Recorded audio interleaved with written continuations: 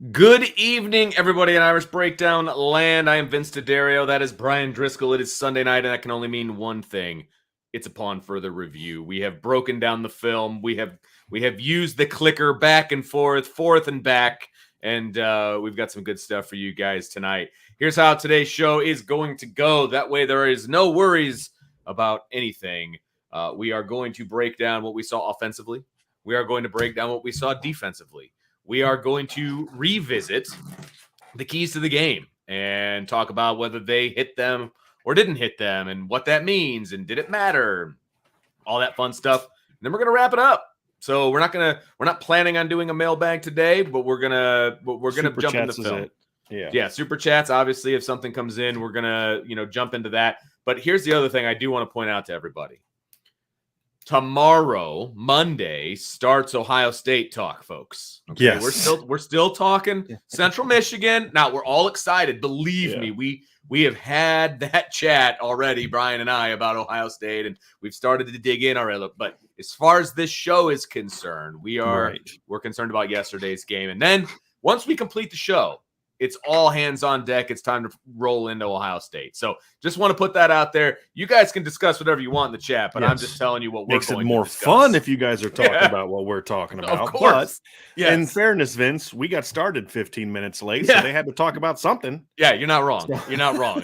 Technology is a beautiful thing when it works. When it works. And we had to make sure that was the case. But I think we got it figured out, though. So I think we did. And I mean, I sound beautiful in my own ears, so that's all that matters. But anyway, let's jump into this thing, Brian. It was fun today, kind of breaking down the film and discussing it with you while I was breaking it down. And not surprisingly, you and I are on the same page with a lot of the stuff that we saw, and some, I wouldn't say differences from what we saw originally, but some clarification, which is what this show is all about. Because we didn't talk a lot about the lines yesterday, right? So obviously that was a big part of what we wanted to dive into. And so some clarification, some enhancement on certain subjects, those are all things. So we're not going to talk about the overall game plan a lot on offense again, but we'll talk, dive into the specifics of the run game. And, we're not going to rehash what we didn't like about the game plan yesterday, but we're going to get into some more specifics about what problems it caused specifically and get into it that way, Vince. And then obviously we'll do the keys revisited, man. But let's get going, dude. I'm ready to rock and roll. Let's jump into offense first. We always do offense first. If people are wondering why that is, you shouldn't wonder if you know us. And we're going to jump into the offense first. A lot of good stuff offensively, obviously, in this game. But we're going to focus on the run game more specifically today, just because the run game, upon further review of the run game, really liked the scheme of the run game, and the execution of the run game was pretty stinking good as well. So let's start big picture, the scheme of the run game, Brian, and what you saw. Well, it's something I was, when I'm breaking this game down, I mean, I said it live, and I remember thinking wow, I really liked how they ran counter in this game, and I think I remember talking last night, I was like, I really liked how they used counter and this kind of stuff. And then I'm watching the game and I'm like, bro, that's not counter.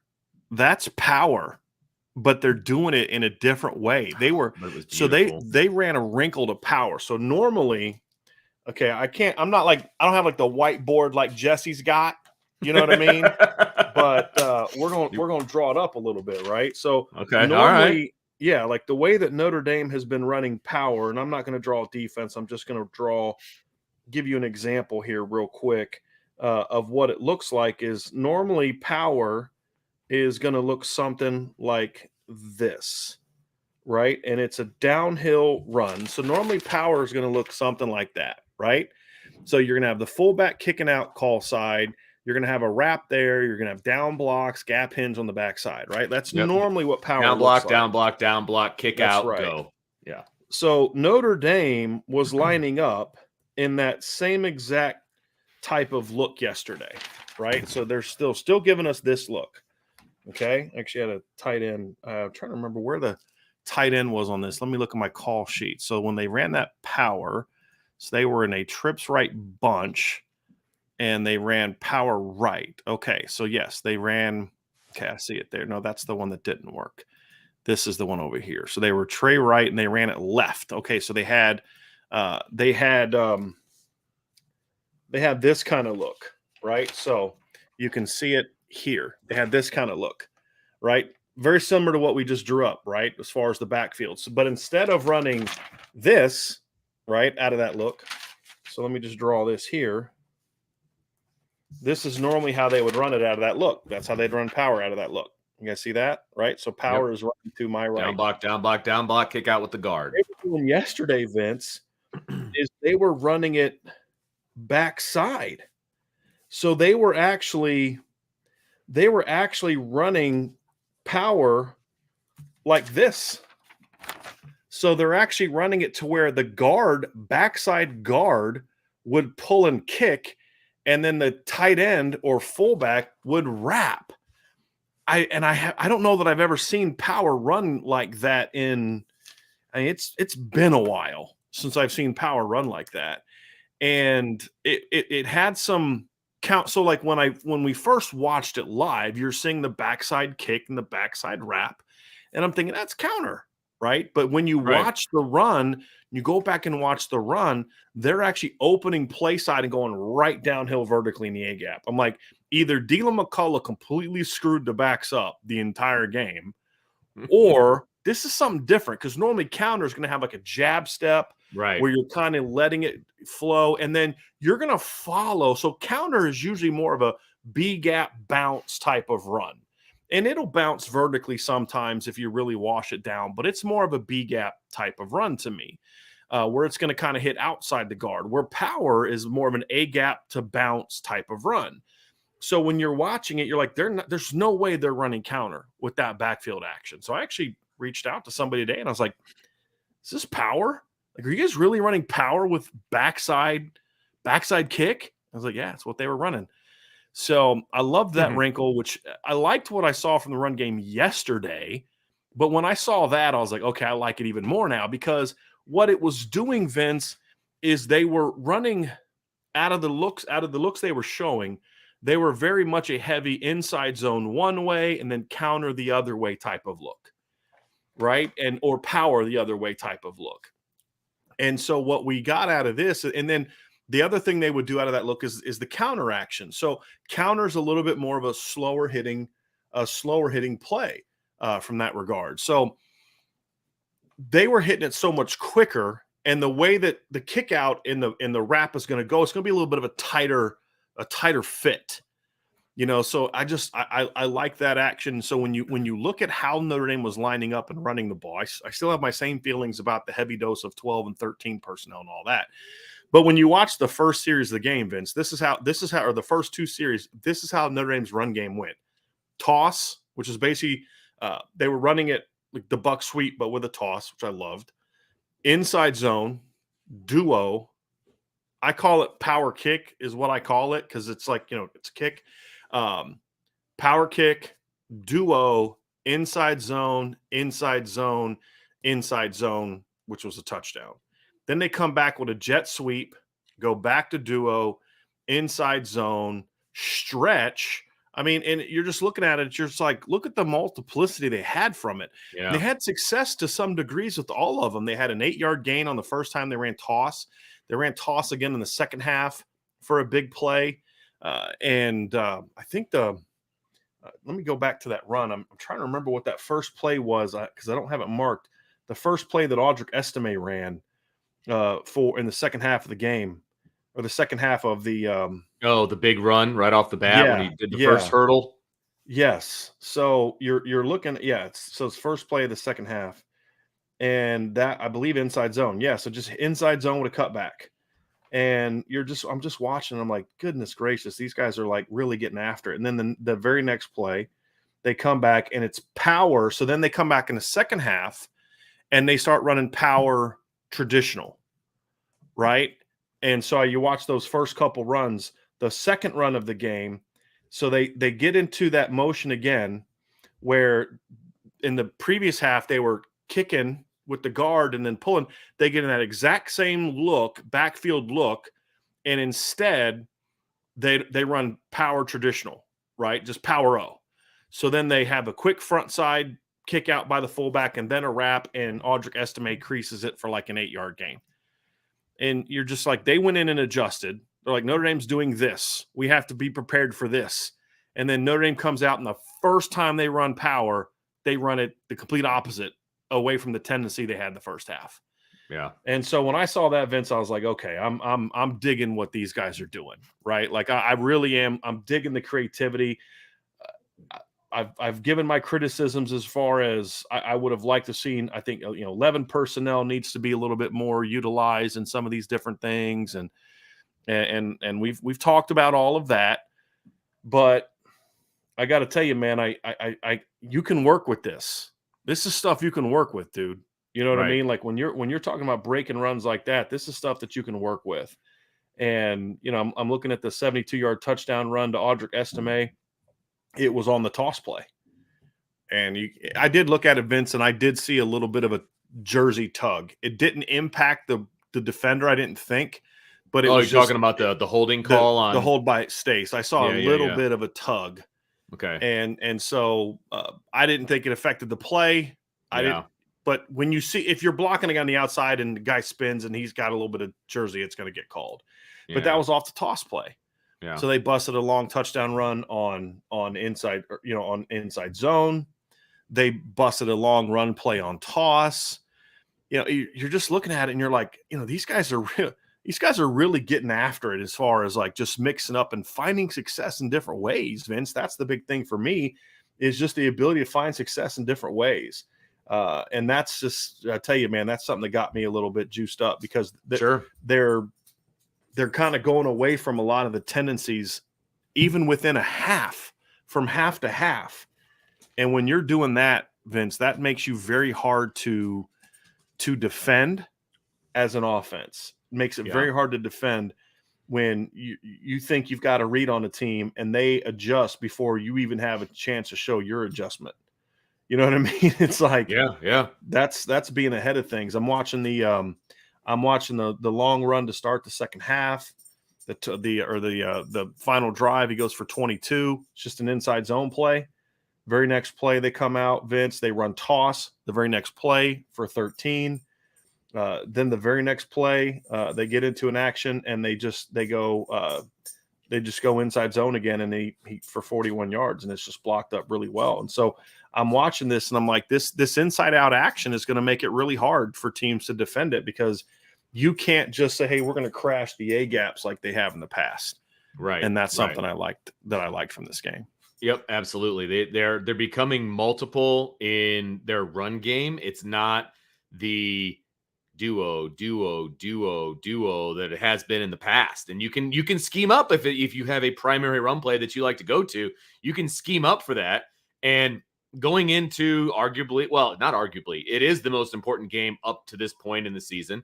You have to be multiple defensively, so they can't just key on one thing that you want to do in the run game. You're not going to win the game doing that, right? Offensively. And last year, Notre Dame was in the game the entire time, but they just weren't moving the ball offensively. They just couldn't get anything going, specifically in the run game. I feel like this time around, they're a little more multiple they're a lot more multiple in the run game than they were, the last time they played Ohio State. And look, Ohio State's got a great defense. You can't be right-handed, and I'm just using that as a term to say, you can't just be one thing in the run game. You have to be multiple, and you got to be good at those multiple things. And I thought that we saw Notre Dame was pretty darn good in a lot of the different things that they were trying to do in the run game. And so that was very, very good to see.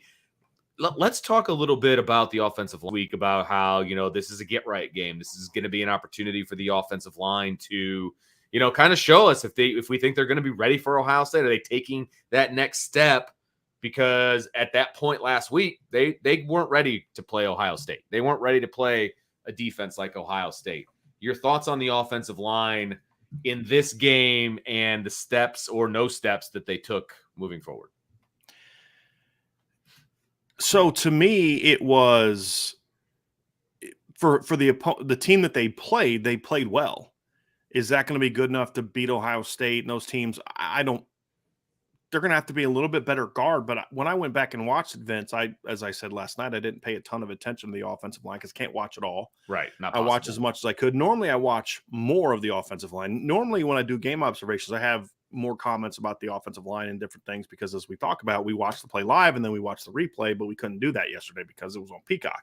And the delay was so great that literally when the next play is being run on the field, the previous play is being run on this thing, and you can't them both. So I was better. I felt better about the play of the line overall than we had last week.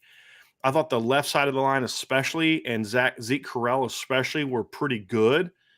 I thought Rocco Spindler had some really good moments in the game. Like when he moves his feet, he's really good. Yeah. The problem is he stops his feet way too much.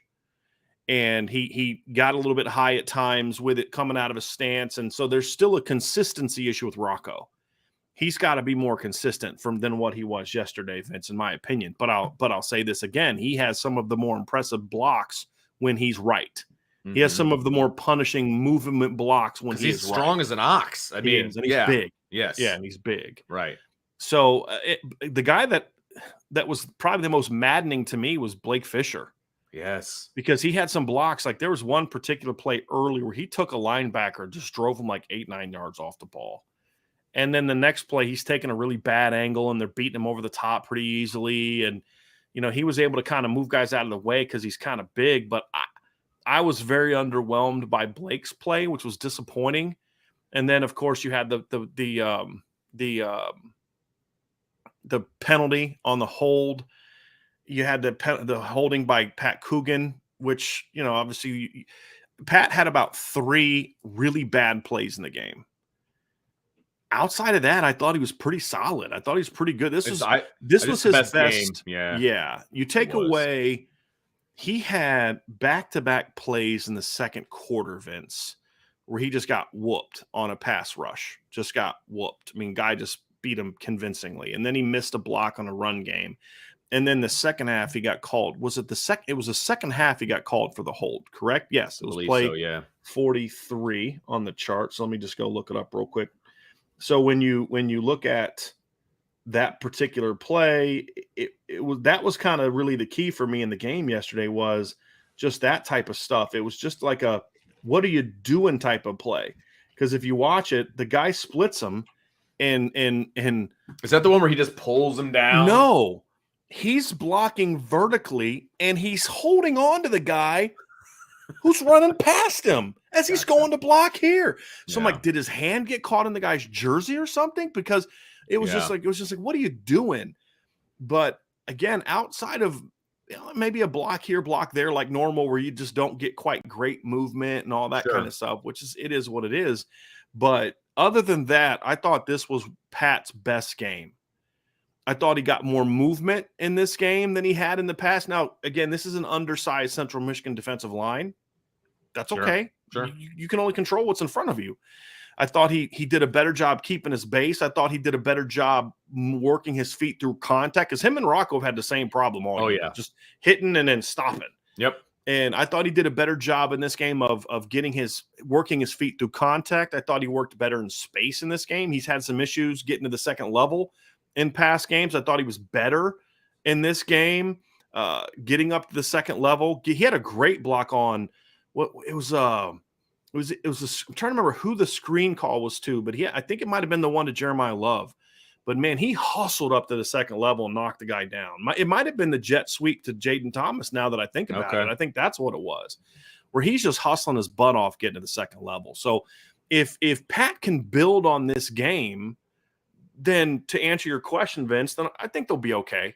Sure. Because as he played better, you saw Zeke getting more comfortable and just kind of doing his job. And I think that's been a big issue why Zeke's been a little inconsistent the first few games is you can tell Zeke's kind of like trying to worry about everybody else. Right. Am I going to get the help this time? Am I not going to get the help this time?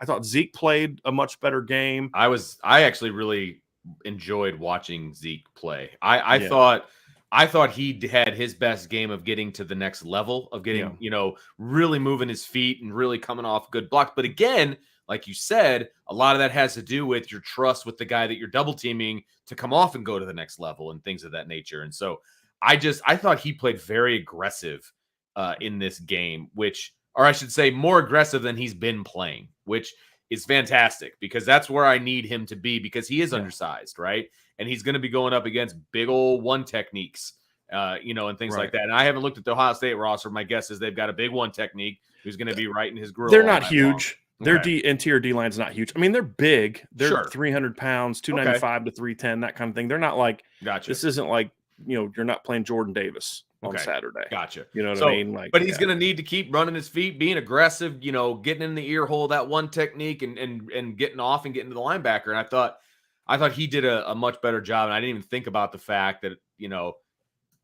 as the confidence of the guys on his right and left grow, that's going to allow Zeke to focus on himself. And it's very easy for a coach to say, Zeke, just worry about you, man. Do you?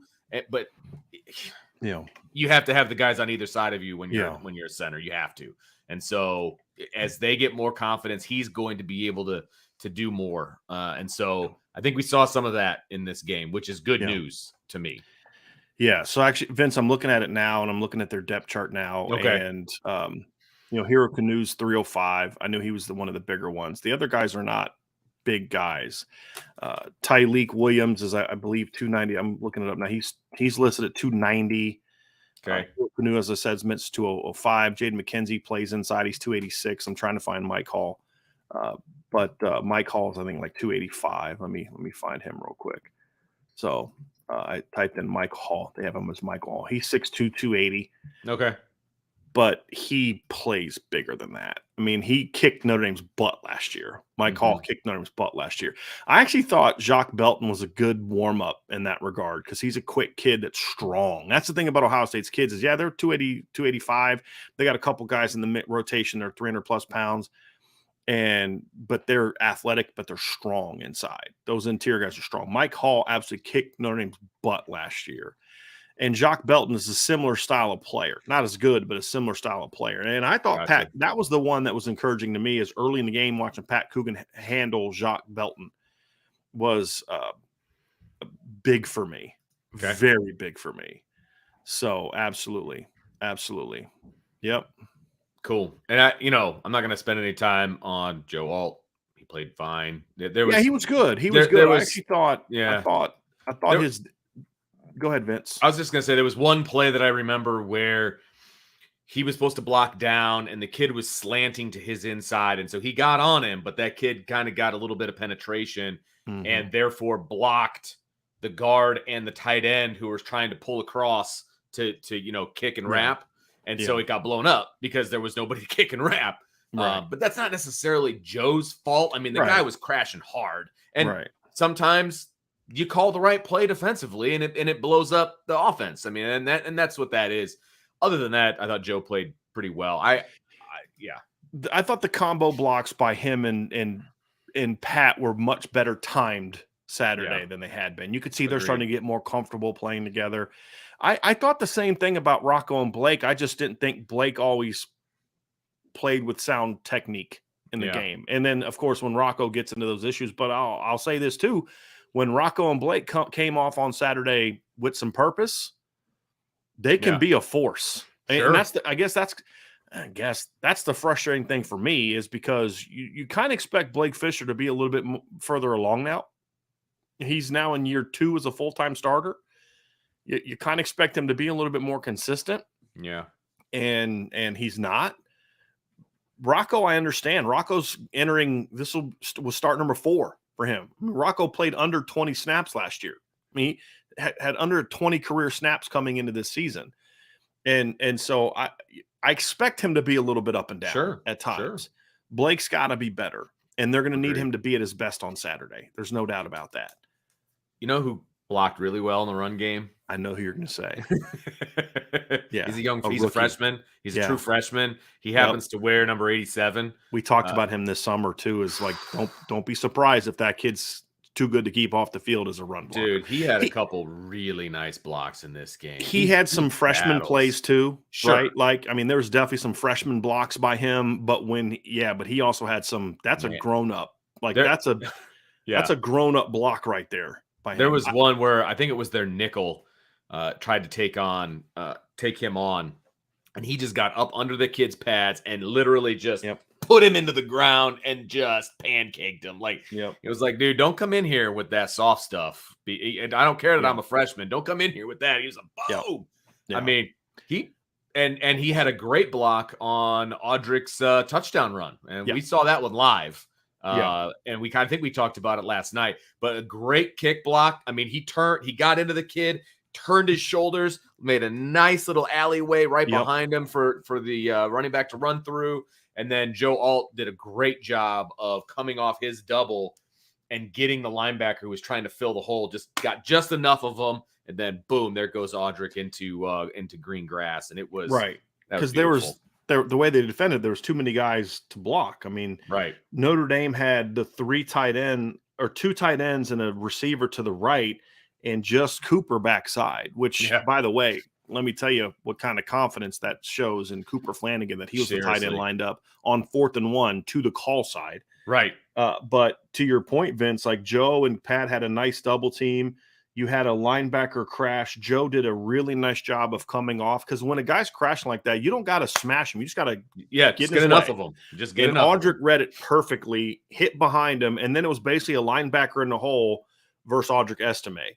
At that, once he creased Joe, it was a first down. Now the question is can this guy stop him from getting to the house or not? And the answer was no. He could not. No, he couldn't on that particular play. And so that was a well executed play. And to your point, it was a really nice block by Cooper Flanagan. Now, the guy came off. I mean, this is a 275-pound guy, and he knocked Cooper back a step, but he anchored really well. Yep. And as the guy had to really drive him to get ground, and he couldn't push him back enough to get him into the hole. Yep. And Cooper held his own. He's going to be a good one, especially once he gets into another year in the weight room. He's going to be a really good player. I was a little disappointed by the play of Holden Stace in the run game at the point of attack and on the perimeter. There was a perimeter, I think it might have been a swing screen where he just bad footwork and didn't get out to a guy. That was an issue that I had with Blake too. Like there was one time where if they ran, I think it might have been the first play of the game, Vince, now that I think about it. I think it was that first toss play where Rico actually hits a guy and knocks the guy into Blake's guy. If he doesn't knock, if Rico doesn't knock the guy into Blake's guy, Blake doesn't make that block. And they probably don't get 8 yards on that. I'm looking at it again. It was the first play because Blake just kind of stands up. They're running toss. Right, you're not running toss crack. You've got to get to the edge of that defensive lineman, and Blake's got a real narrow base. Like if you go back and look at that play, Vince, and you look at how narrow his base is compared to how wide Joe Alt's base is, and how how wide the other guys' bases are. He's got the smallest base there, and then he steps with his inside foot, and the guy just kind of easily beats him outside. That's not going to get it done. Yeah, can't do that. Right. So that was one of my issues with the game. It's just the inconsistency from the right side. But I'll tell you what, I could find you 4 or 5 plays where you're just like, man, those guys coming off the ball. Yeah. When those two guys are right, boy. Whew, that's the thing. If they it's frustrating and yet also fantastic is when they're right, they're right. And we just need them to be right more often. Plain and simple. They need to be right more than they're wrong, and they need to be right. Not all the time. That's asking too much. But, they need to be right way more often than they are, and then this offensive line is going to take off. People talking about, did Blake lose too much weight? Blake's problem isn't he can't move people. Right. Blake's problem is he's not in good position to block. He's not playing with the proper angles. He's not taking the proper footwork off the stance. When he is right, he moves people, Vince. I mean, he's getting a push when he's right. Sure. Like that particular play, that's not a Blake lost too much weight type of play. That's a dude, you got to move your feet type of play. Mm-hmm. You got to play with a little bit more situational awareness on that play. Right. The holding penalty, that had nothing to do with him losing weight. That had to do with him not getting out of a stance effectively and getting out to that guy. It was a technique issue. And so I haven't yet to watch Blake where I'm like, boy, he just lost too much weight. Now, do I think Blake needs to play about maybe 5 to 10 pounds heavier? I probably like to see that, but I can't ask him to put weight on when he's not moving his feet correctly. Like, you need to get your feet moving correctly, and I think that's going to help him out a lot. Before we move on to defense, Vince, I did want to talk a little bit about the pass game because we were able to break some stuff down. Yes. And it's kind of wild. Sam Hartman went 16 of 26 for 330 yards. He should have had over 500 yards passing. Easily. And it was more on him than anything else, honestly. There was guys getting open. Yeah. I felt watching the game again and going back and watching the All-22, it looked to me like he was trying to make too many plays. That's what I really felt. He was trying to make too many plays, Vince, because there were times where he just was like kind of locking in on a read a little bit instead of just like, hey, dude, just read it and get the ball out. Sure. You know, I mean, there were trying to remember what play it was, but let me see if I can find it. They ran a post corner. It was a play that he scrambled, and there were actually 2 routes that came open on that particular play, Vince. You know exactly which play I'm talking about because it's the one that you were talking about that you thought he should have thrown to Tobias late. And my thing is, because Tobias was running – no, actually, let's see, what play was that? Play 10? What play am I on? Oh, play 9. Excuse me. I need to play 9. So, you know which play I'm talking about? I'm getting there right now. So, no, actually not the one. So this is a different one. But watch him on the post. Watch the post corner there, Vince, to Jaden Thomas. Like, on play 9? If he throws that when he gets to the top of his drop and Jaden's running that corner, it's there. Just get it out over to about the 25-yard line, and it's a touchdown it's a score. It's a 25-something yard gain. Yeah. But he was kind of locked in. When you go look at the tight version, he's kind of locked in. Like, I'm looking at. He was like staring at Holden Stace, and then he starts looking at Chris Tyree, and it's like, did he really get a good sense of what the pre-snap look like? Because if he got a better sense of the pre-snap look, I think he's going to realize, like, hey, I need to hit that post corner route because they were playing off and he ended up bailing. Then there was another play. Yeah, there's another one, and I don't remember which to play one it to Tobias. is. Let me try to find it here because I can find all the routes that had overs on it. I think it was the see here. That's dig. Let me try to find. Maybe it's that one. See if it's play 5, Vince. Go to play 5 and see if it's that one. And oops, I clicked on the different one. So let's go here. So it's I think it's play 5. Yeah, it's play 5, the one that you're talking about. Yes. Like, okay, that's the hitch. Yeah. All right. If he just so like right now, Tobias is in the middle of the field. The corner's still facing inside. That's one where he's just got to let that go out towards the sideline. Let Tobias run underneath it. Yes.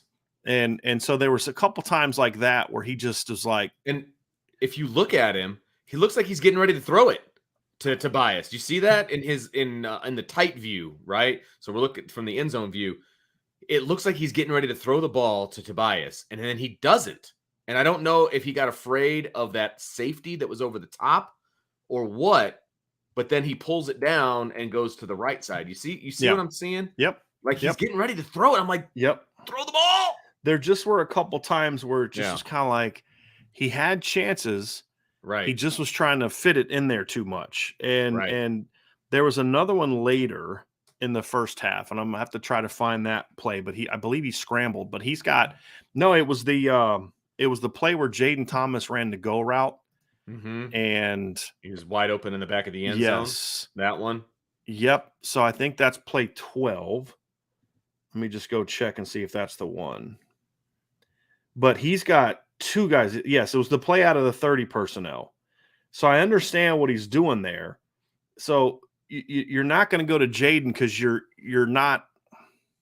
I understand why he didn't look at Jaden Thomas on that play. Although I would have said, based on the pre-snap look, you run that and you go backside. But I understand when you look at the progression of the play, I understand why he didn't look back at Jaden.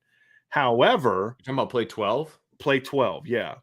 That's the one where Jaden won on a go route. Oh, yep. Yeah. But my whole thing is, okay, here's the deal. Like, this is him trying to make the big play constantly. Yeah. If he gets to the top and he realizes the seam isn't there, look what happens, Vince, if he just throws the check down to Jadarian Price right there. I mean, there's nobody within 15 yards of Jadarian Price right there. Right.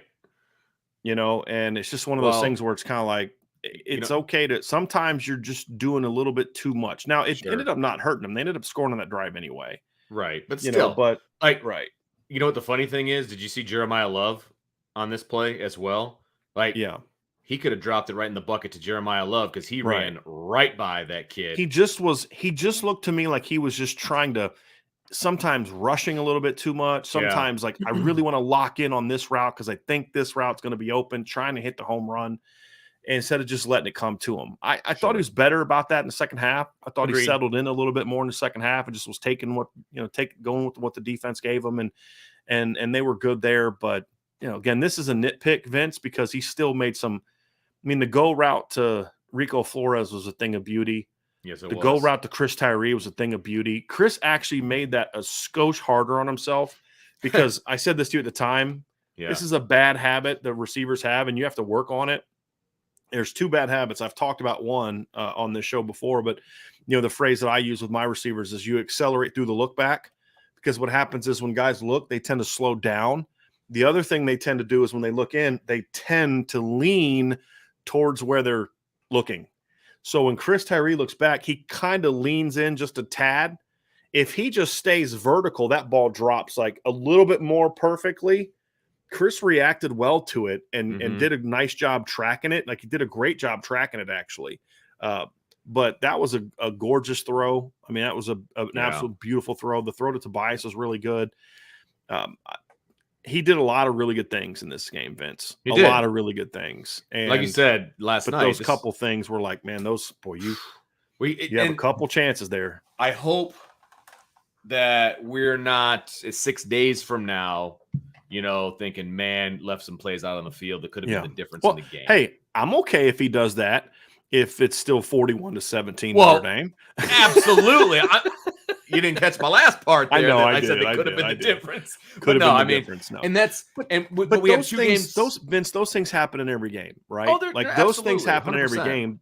But that's what the point of this show is, right? Is to kind of just look at those things. But here's the thing we've learned about Sam Hartman so far this year. He has not repeated the same mistake 2 games in a row. That's a good from point. what I've seen. So when there's things there, it's like, boy, if he would have hit this route, and then the next week you come out and it's there. And that's going to be the key. I thought the O-line did a pretty good job of protecting him, although I don't know that they were necessarily tested, to be honest with you, Vince. I don't know if he was tested. I mean, this was not a very good pass rushing team, as we talked about beforehand. So I don't know how much I'm going to say, oh, wow, look what they did to Central Michigan. They're gonna shut down, the pass rush of Ohio State. But for the most part, they were solid. They're gonna have to anchor a little bit better to guard position. Coogan's gonna have to anchor a little better. Sometimes in pass pro, his base gets a little too wide, so it's hard for him to anchor because he's too wide. And then Rocco gets this really nice base, and he stops his feet, and then guys run around him. But when Rocco moves his feet, and if Pat can just, don't get so wide, they'll be all right. They'll be able to handle it. But Ohio State's going to be more about quickness and vertical push and all that kind of stuff. And Notre Dame's going to have to find ways to counter that. And that's Central Michigan was a good tune-up in that regard stylistically, because they have undersized, quick guys, but their guys aren't nearly as good as the Ohio State kids. Sure. But pass game wise, Vince, it was very dynamic. I'll tell you what too, Vince, that I noticed is even though they only threw 26 pass plays, I'll have to show you the sheet here later. There's a lot more variety to the things they were doing schematically. You can tell they're really starting to build their pass game repertoire as far as route concepts in this game.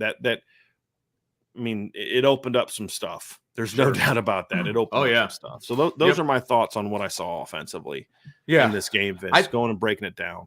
I feel good about the offense, the decision-making, the execution for the most part. I feel good about it. I think they're in a good place, to be honest with you. I think they're in a good place moving forward. I would like them to, obviously you want them to continue to take steps. It's still only going to be game 5, right? They're not even halfway through their season. It's still the middle of September. You want Notre Dame to continue to improve, but I feel good I feel good offensively about where this team is going into week 5. Want them to be better, but I feel good about where they're at. I do. I really, really do. We haven't turned the page yet to next week, but I feel good about where they are coming out of week 4. Yeah, agree. So that's going to do it for the offensive side, Vince. Yes, sir. Before we move to the defense, folks, do us a favor. If you haven't already done so, hit the like button. Make sure you're subscribed to our channel. Hit that notification bell so you know when it's coming up. And, of course, share this podcast when it's all wrapped up and done. If you haven't signed up, message board, Irish Breakdown, or boards.irishbreakdown.com. Going to have all my analysis for tomorrow of today's game will be up tomorrow. Plus, going to have some interesting stuff on statistics, Vince, and I'll give you a little taste because I tweeted it out today. Notre Dame currently leads the nation in plays of 40 yards or more. Your response may be, well, they've played more games than most other people. They also lead the nation in plays of 40 yards or more per game. Right, the average. Average. So both of them. And here's another crazy statistic. Last year, Notre Dame had 6 plays of 40 yards or more the entire season, and 2 of them came in the bowl game. Yeah. They have 11 already in 40 games, or 4 games, excuse me. So we have certainly seen a more explosive version of Notre Dame. And I've heard other responses, well, they haven't played the strongest competition. I keep reminding people, you guys are still trying to tell yourselves that NC State doesn't have a good defense. They do. Right. Notre Dame had as many plays of 40 yards or more against NC State in one game that as many as NC State gave up the entire year last year. And Notre Dame also, Vince, has so if you look at the plays of 40 or more, Notre Dame has already surpassed that. And if you look at it, they've had 5 plays of 50 yards or more, which is almost as many 40 yards they had last year. But if you look at the Notre Dame success in the past, last year they only had 3 plays of 50 yards or more. They're already past that as well. And they've had 3 they've had 1 play of 70 yards or more last year. They've already had 3 this year. And the 70-yarder they had last year was in the bowl game. If you remember, it was a 79-yard touchdown on the catch and run by Logan Diggs. And that's the difference in this year, Vince, is the 70-yarders this year in the pass game have been more downfield plays. Right. They were as not opposed short runs, to short passes, a blown coverage runs. by South Carolina. Yeah. And then Logan did a great job, and then the receivers did a great job, running down the field and all that kind of stuff, but and blocking down the field. But the Ohio State play, if you remember, they had a 54-yard gain against Ohio State last year.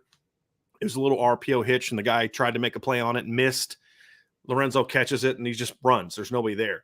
The difference here is a lot of these plays are down the field plays. Now, a couple of the 40-yarders were check downs that went for 40 against Tennessee State, but you have these plays being made in different ways. You've got the scramble play to Chris Tyree. You've got the deep in cut to Tobias that he catches and runs. You've got the over-the-top throws. You also have your check downs and plays like that. So it's been a really impressive thing to watch, Vince. Yep. And when you look at the number of just the big plays that Notre Dame is producing, it's like, okay, this football team's rolling. Here's some more context. The 11 plays of 40 yards or more, if you project that to a 13-game season, they would have. Now, again, this is just for context purposes. It's not to get ahead of ourselves, just for context to show how good it is. The rate that they're doing is obviously the competition ramps up, and you're now hitting the tough part of your schedule coming up.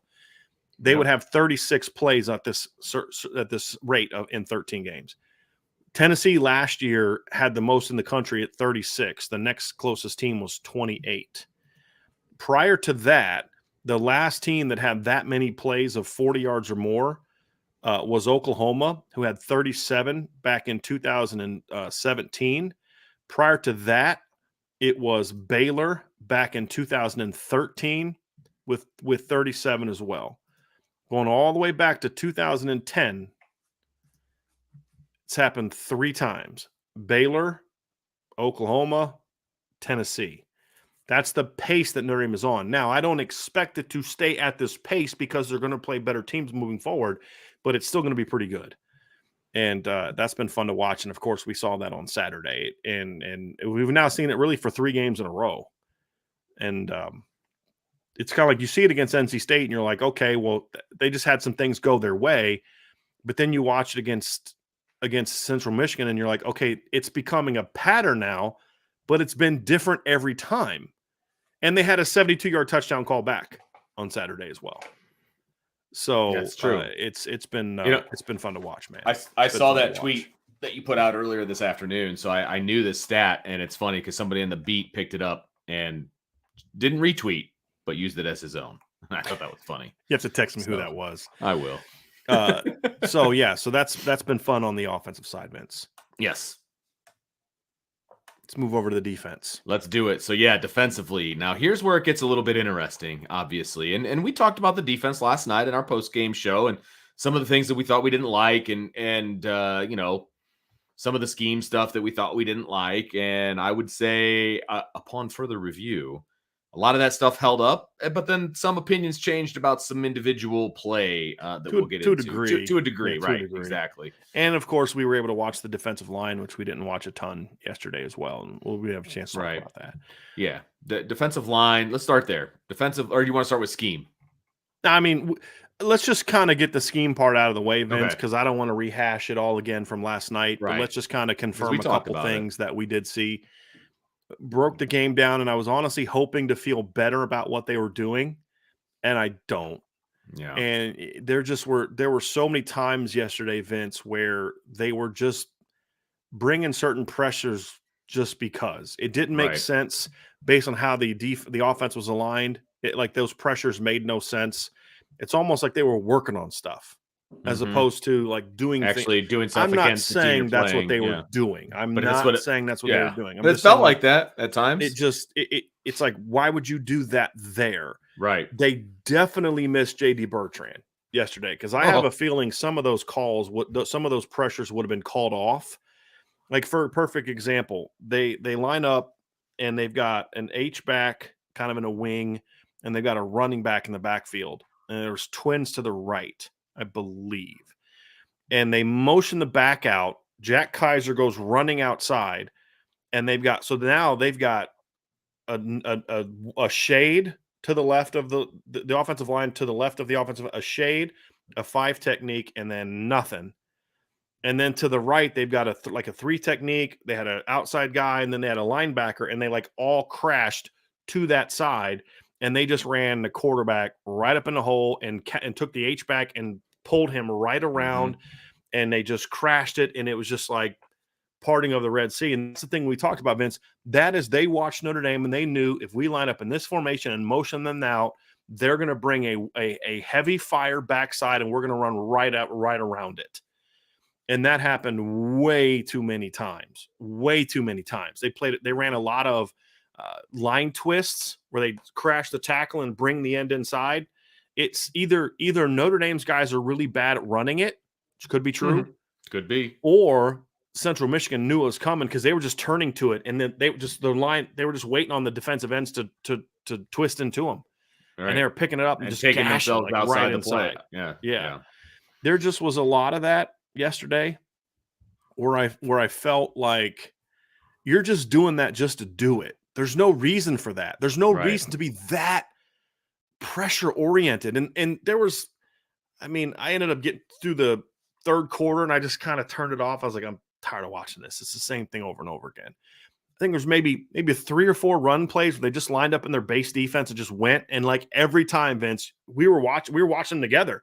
I'm like, go to play this, go to play that. And it's just like D-line blew Central Michigan off the ball. Yep. Linebackers red, crashed, blew it up. A perfect example is a play with Marist and Jack. Defensive line, they're just lined up in their base defense. Bam. Everybody lined up good, base normal front. Defensive line comes off. Riley drives a dude back. Howard shoots his gap, turns the guy. They're running right downhill A gap, which they've been killing her in with all game. Marist comes off and blows the guard up on the outside, forces the run back inside. Jack is scraping from the backside. He reads it perfectly, beats his guy to the spot, and boom, blows the running back up at the line of scrimmage. Right in the hole. And you're like, dude, why aren't you doing this more? Correct. They can't block your dudes. Right. They can't block your dudes when you let your dudes play. And we saw that a couple other runs. And there was a couple times you're like, well, that looked like they got gashed on. And then you look inside and they're doing some like little inside twist. And you're just like, why? There's nothing wrong with those things. But as I've always said, when you blitz that often, every time you blitz, you run the risk of getting gashed every time. So the more you blitz, the more opportunity there is for you to get gashed. There's a couple times where you and I were talking like, man, I'm really glad that other team's quarterback was not very good. And I'll pull a perfect example of, we've talked a lot about how the middle of the field's been a problem for Notre Dame, and it's just because they vacate it, Vince. I mean, they just turn it loose, and I'm going to show you a perfect example. Yesterday, now on the stat sheet, you're going to be like, dude, what are you complaining about? Like on that particular play you're complaining about, Brian, they got to the quarterback and they hit him and he laterals backwards. And I'm like, he held on the ball way too long. He got to the top of his drop, double hitched, and then tried to throw, and he missed a wide open guy. And I'm going to show you the play that I'm talking about on right now, Vince, is this play right here. My whole point is, look at that big opening. He's already got to the top of his drop. This ball should be out already. And my whole thing is, if that's Caleb Williams, if that's Kyle McCord, that's Riley Leonard, if that's maybe Jack Plummer, if that's Cade Klubnik, maybe he's still young by then, that ball's being thrown and that guy's catching it right where he is now, because that ball's coming as soon as he hits the in cut. That ball's coming out. That guy catches it and he's gone. This was a play about how their backup quarterback wasn't good enough to read the defense and get the ball out, as a more so than it was the defense did great. And so when I say things like I did yesterday, that look, I know the stats look great. I think Notre Dame right now ranks third nationally in yards per play allowed and total defense. That's great. That's great. But my whole point is, they have not played a good team yet. And that's my concern. Sure. They're fourth in total defense and they're third in yards per play. Okay. Their pass efficiency defense is first, I think. Come again? Pass efficiency defense, I think, is first. Yes, I think. Let me see here. They're first, and there was another stat that in pass defense that they're ranked very high on as well. But yes, they're number 2 in completion percentage. Okay. Is another one that they're very good at. So Vince, when you look at the numbers, like those things are great. They sound awesome. They sound tremendous. I mean, the best completion percentage Notre Dame has had against them all year was the kid from Central Michigan who went 10 of 20. But my whole point is, against Ohio State, against Duke, against USC, against Georgia, against Michigan, against Oklahoma, this is a completed pass that might go for a touchdown. Right. Exactly. And because again, even if he throws it now, it's completed, he probably gets hit by the safety after he catches it. Sure. If the kid throws it when he should have, this is out. This is what NC State was beaten with Notre Dame. And guys, look, they're bringing a 7-man pressure. That's a 6-man pressure. And look, there's nobody close to him, and he's already at the top of his drop. He's already hit. He's not hitting the top of his drop, so his feet aren't crossed. He's settled at the top of his drop. And this isn't just one play, Vince. This isn't me cherry picking one play to prove a point. We saw this a lot. Mm-hmm. And that was the problem. And there was too much of this. And we talked about it against Tennessee State. We talked about it against NC State, and it was the same thing Saturday. It was you're doing these things unnecessarily. Right. And when you blitz that often, teams are going to be more prepared to pick your blitz up. And that's, I mean, Central Michigan did a really good job picking up Notre Dame's blitzes. Marcus Freeman even talked about this after the game. He's like, I'm not blaming a safety for that. There was the play where Xavier Watts got beat up the seam. I still think Xavier has to have more, look, there's no one threatening the zone. He needs to open up and run with that. But it's kind of like you brought that pressure. Nobody comes close to getting home until it's the kid ends up getting hit as he's throwing it, but he held onto the ball again too long. They still hit him, but he's so wide open he could just throw the ball up to the seam and complete the pass. And you're just like, that stuff shouldn't be happening to the backup quarterback for Central Michigan. Agreed. No, absolutely. And it was just the reality of it. And the other reality for me after watching the game, it's like, okay, I get that you're blitzing. I get you're doing certain things. Sure. I get that you're trying to mask some coverages and do some different stuff. But it just felt like at times some of the calls were just not defensively sound. And a team like Central Michigan was able to take advantage of that at times, right? Not a lot, not enough that swayed the game or anything like that. But to your point, other better quarterbacks, better teams are going to. And so you can't be unsound defensively and get away with it as much as Notre Dame has gotten away with it through the first 4 games. That's my biggest issue. Because as you said, when Notre Dame was in their base and didn't have to think about all the different things, timing your blitz and, doing all these cross dog stuff and all this stuff, when they didn't have to think about it and they could just played really well. I really liked the way they played when they were in their base. Yeah. And Central Michigan couldn't do anything when Notre Dame was in their base and just playing defense. Right. I hope we just see a little bit more of that. Yes, it's a better offense against Ohio State. I get it. I'm not saying that it's not. But let these guys just play. You don't have to trigger them all the time. And then some of that other stuff becomes more effective. Absolutely. I mean, they're doing all these things on Saturday, Vince, and they're putting their safeties in some really tough spots. And my whole point is your safeties are not good enough to do that. And here's the second part.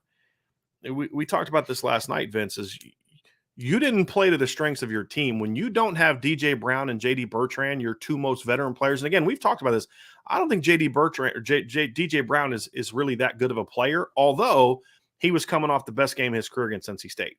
True. But what's the one thing we have always said about DJ Brown? He knows what to do and he can get everybody lined up. The safeties were out of position so many times on Saturday. And I think a big part of that was you didn't have DJ. Ramon Henderson does not like to tackle. Right. And you're triggering him on blitz after blitz and run stun after run stun. And it's like, that's you saying this looks really good on paper. And it does. And you're bringing it. Yeah. And it's not being aware of who you have. Right. And who's healthy. Even, so maybe some of the stuff would have worked a little bit better if you had JD Bertrand because he could have got people lined up. But I've always felt, Vince, you've got to be willing to play your base defense more. And base defense doesn't mean you just stand there and wait. It's just more about, even when you are stunting, it's more vertical stuff. It's not the twists and slants and cross dogs where if they catch you, you're done. But it's more of just hard crashes. Everybody's got a gap. Everybody attacks it hard. And too many times they were taking themselves out of the play unnecessarily. Right, because there was so much of this stuff. Yeah. And again, that stuff's effective. That stuff is effective. But again, we talk about, Vince, when you do it so much, it becomes ineffective. Yeah, sometimes it's going to work, and then other times it's not. Yeah. And that's kind of my point. Is you just need to see more of, like, to me that actually is smarter because you're mixing it up even more. Yeah. And it's like, well, hey, if they're lined up with all these guys on this side, we know they're bringing something. Well, they're not going to bring them all from that side. So where are they going to go? They're going to bring them all over from over here. So you run away from it. Well, sometimes you may guess wrong, but they blow you up, 3-yard loss. But the next time you guess right, and you just ran a toss crack outside and Notre Dame can't get to the edge and there's 40-yard touchdown. Yeah. That's my concern. Yeah. You're going to face a better quarterback with better receivers. Mm-hmm. I mean, the Ohio State kids are going to be a lot more effective over the middle than what the NC State kids were. You think? You know what I mean? And so you're going to have some awareness of that and be willing to adjust. Now, maybe this is just they've been using these games as tune-ups. I don't know. I just hope that we just don't get into a situation where because stuff has worked, you think it's great. Right. And it has worked so far because they've really beat up on teams. But I'll say it again, you haven't played a good football team yet. Exactly. You just haven't. Yep. And so those are that's what I saw. Defensive line wise, I think what also hurt Notre Dame on Saturday is I don't think the defensive line played that well as a whole. I thought certain guys played well, but it was always like it was always like one guy didn't do what he needed to do. That's what I mean. Like, so there'd be a play where like Riley Mills would have a great rep and Howard Cross would have a great rep. But then the big end doesn't do what he needed to do, or the Viper doesn't do what he needed to do, or the play call would kind of twist him into problems and things along those lines. Like, so there was a lot of good individual play from the defensive line. Javonte Jean-Baptiste was really good on Saturday. I thought Riley Mills was really good on Saturday. Howard Cross, this was probably his worst game of the year, and I use that word kind of with asterisks because it's worse relative to what he's been doing. I didn't think he was on top of his game on Saturday. And again, part of that was because they were asking him to play a lot laterally, and then he's eating up 2 blocks in the A gap, and it's just like, is that really what you want to be doing with Howard Cross? Mm-hmm. But I thought overall, I didn't think the D-line played great. Again, Howard, they had Donovan Heinisch in the game, and with him, it's kind of like they'd bring him in and he'd be 2-gapping, and you're like, that's the dude you need to be twisting with more often. You know what I mean? It's just some of that stuff was a little frustrating. I'll tell you what, though, but Jason Onye had a game in the second. He did. He played like 13 snaps. Well, the whole game. So most of them in the second half because that's when he flashed. Yeah, there was some stuff, Vince, that I just when I looked at the snap counts from the game, according to Pro Football Focus, there was some stuff on there that had me scratching my head. Mm-hmm. Jason Onye played 13 snaps. But the other part too is some of the calls worked, Vince, and you just got to finish. I mean, Jalen Sneed, run stunt, he's right there in the hole, blow it up, and he misses. Safety's coming down in space, and you got a chance to make a play, and you don't make it. You you go for the knockout blow instead of the form tackle, and lets the guy gets 2-3 extra yards, and now they're in fourth down in territory. They can go for 2. Right. So there was a lot of that stuff there on Saturday too, and that comes down to what we talked about is like this is a team that was looking past Central Michigan to a degree. Sure. And that's going to happen. Which is somewhat unavoidable. I mean, you can preach it. You can say all the right things. You can do, all the right things as a head coach. And it's unavoidable when you've got a team like Central Michigan right before the biggest game of the season up to this point. Yeah. I mean, night game and green jersey, all the crap. Like, you know what I mean? Like all the crap. It's all there. And these are still kids, man. They're going to look past it. They're going to look past it. So let me say this last point, Vince. You know what this could have been too, honestly. This could have been Al Golden saying, let's just run a bunch of stuff at these guys. Well, and that's what we thought. And have Ohio State. I mean, I'm serious. Too. Like, part of me wonders if that's what they were. Like, I think I said this to you when we were on the phone. I really starting to wonder if that's what they were doing on Saturday. Because they were extra aggressive on Saturday. Didn't you think? They ran more blitzes than I remember them playing all year long. Now, I don't have any facts to back that up. I agree with you. I'm going to go back and look at that. I'm going to go back and watch the NC State game and see if they're – I mean, they blitzed a lot against NC State as well, but it just kind of felt like I'm like waiting on them to run a base stunt, a base play, and I'm just like, okay, still not there, still not there. And I just don't remember being that heavy. Yeah.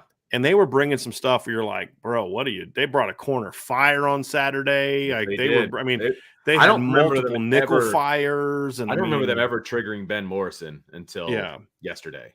Well, they triggered him and they triggered Jaden Mickey yesterday. So it was just like, okay, part of me wonders if they're just throwing all this stuff out for Ohio State to prepare for and not letting Ohio State get kind of keyed in on the things they really like against them. So I don't know. That's just, maybe that's wishful thinking. Well, it could be wishful thinking, but it would explain the fact that it felt like at times, maybe more often than I even realized, that the stuff that they were throwing at Central Michigan had nothing to do with what Central Michigan was actually doing. Yes.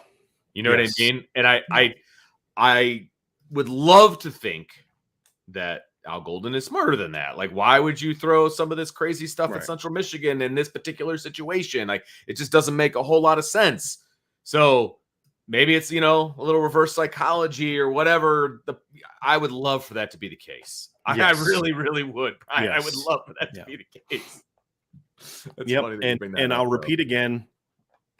I get it. People are worried about the defense this weekend. I am too, but I'm just going to repeat again. If Notre Dame repeats its performance against Ohio State from last year defensively, they will win on Saturday. Yeah. Because they have a much better offense. Yep. So agreed. I'll just leave it at that. Right. So yes, I'm frustrated, but my frustration is about a defense that right now, Vince, we've provided the context. We've already told you what the context is, but here's what I do know.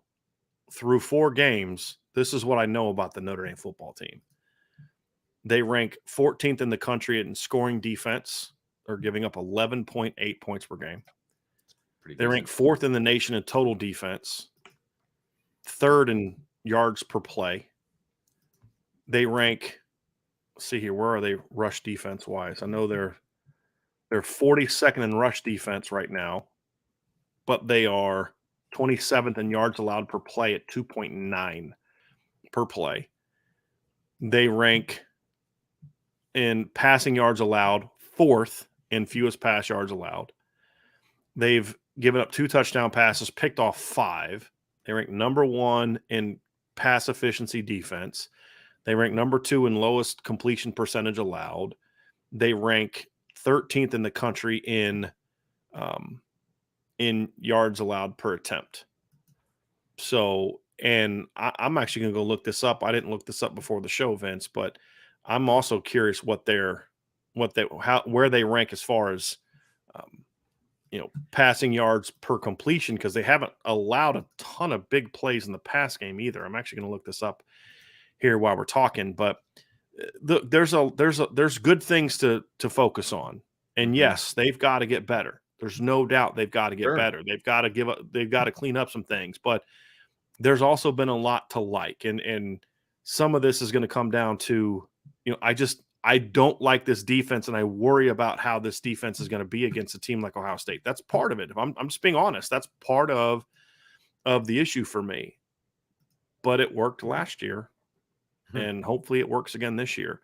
So Notre Dame this year, Vince, let me just find it real quick. They rank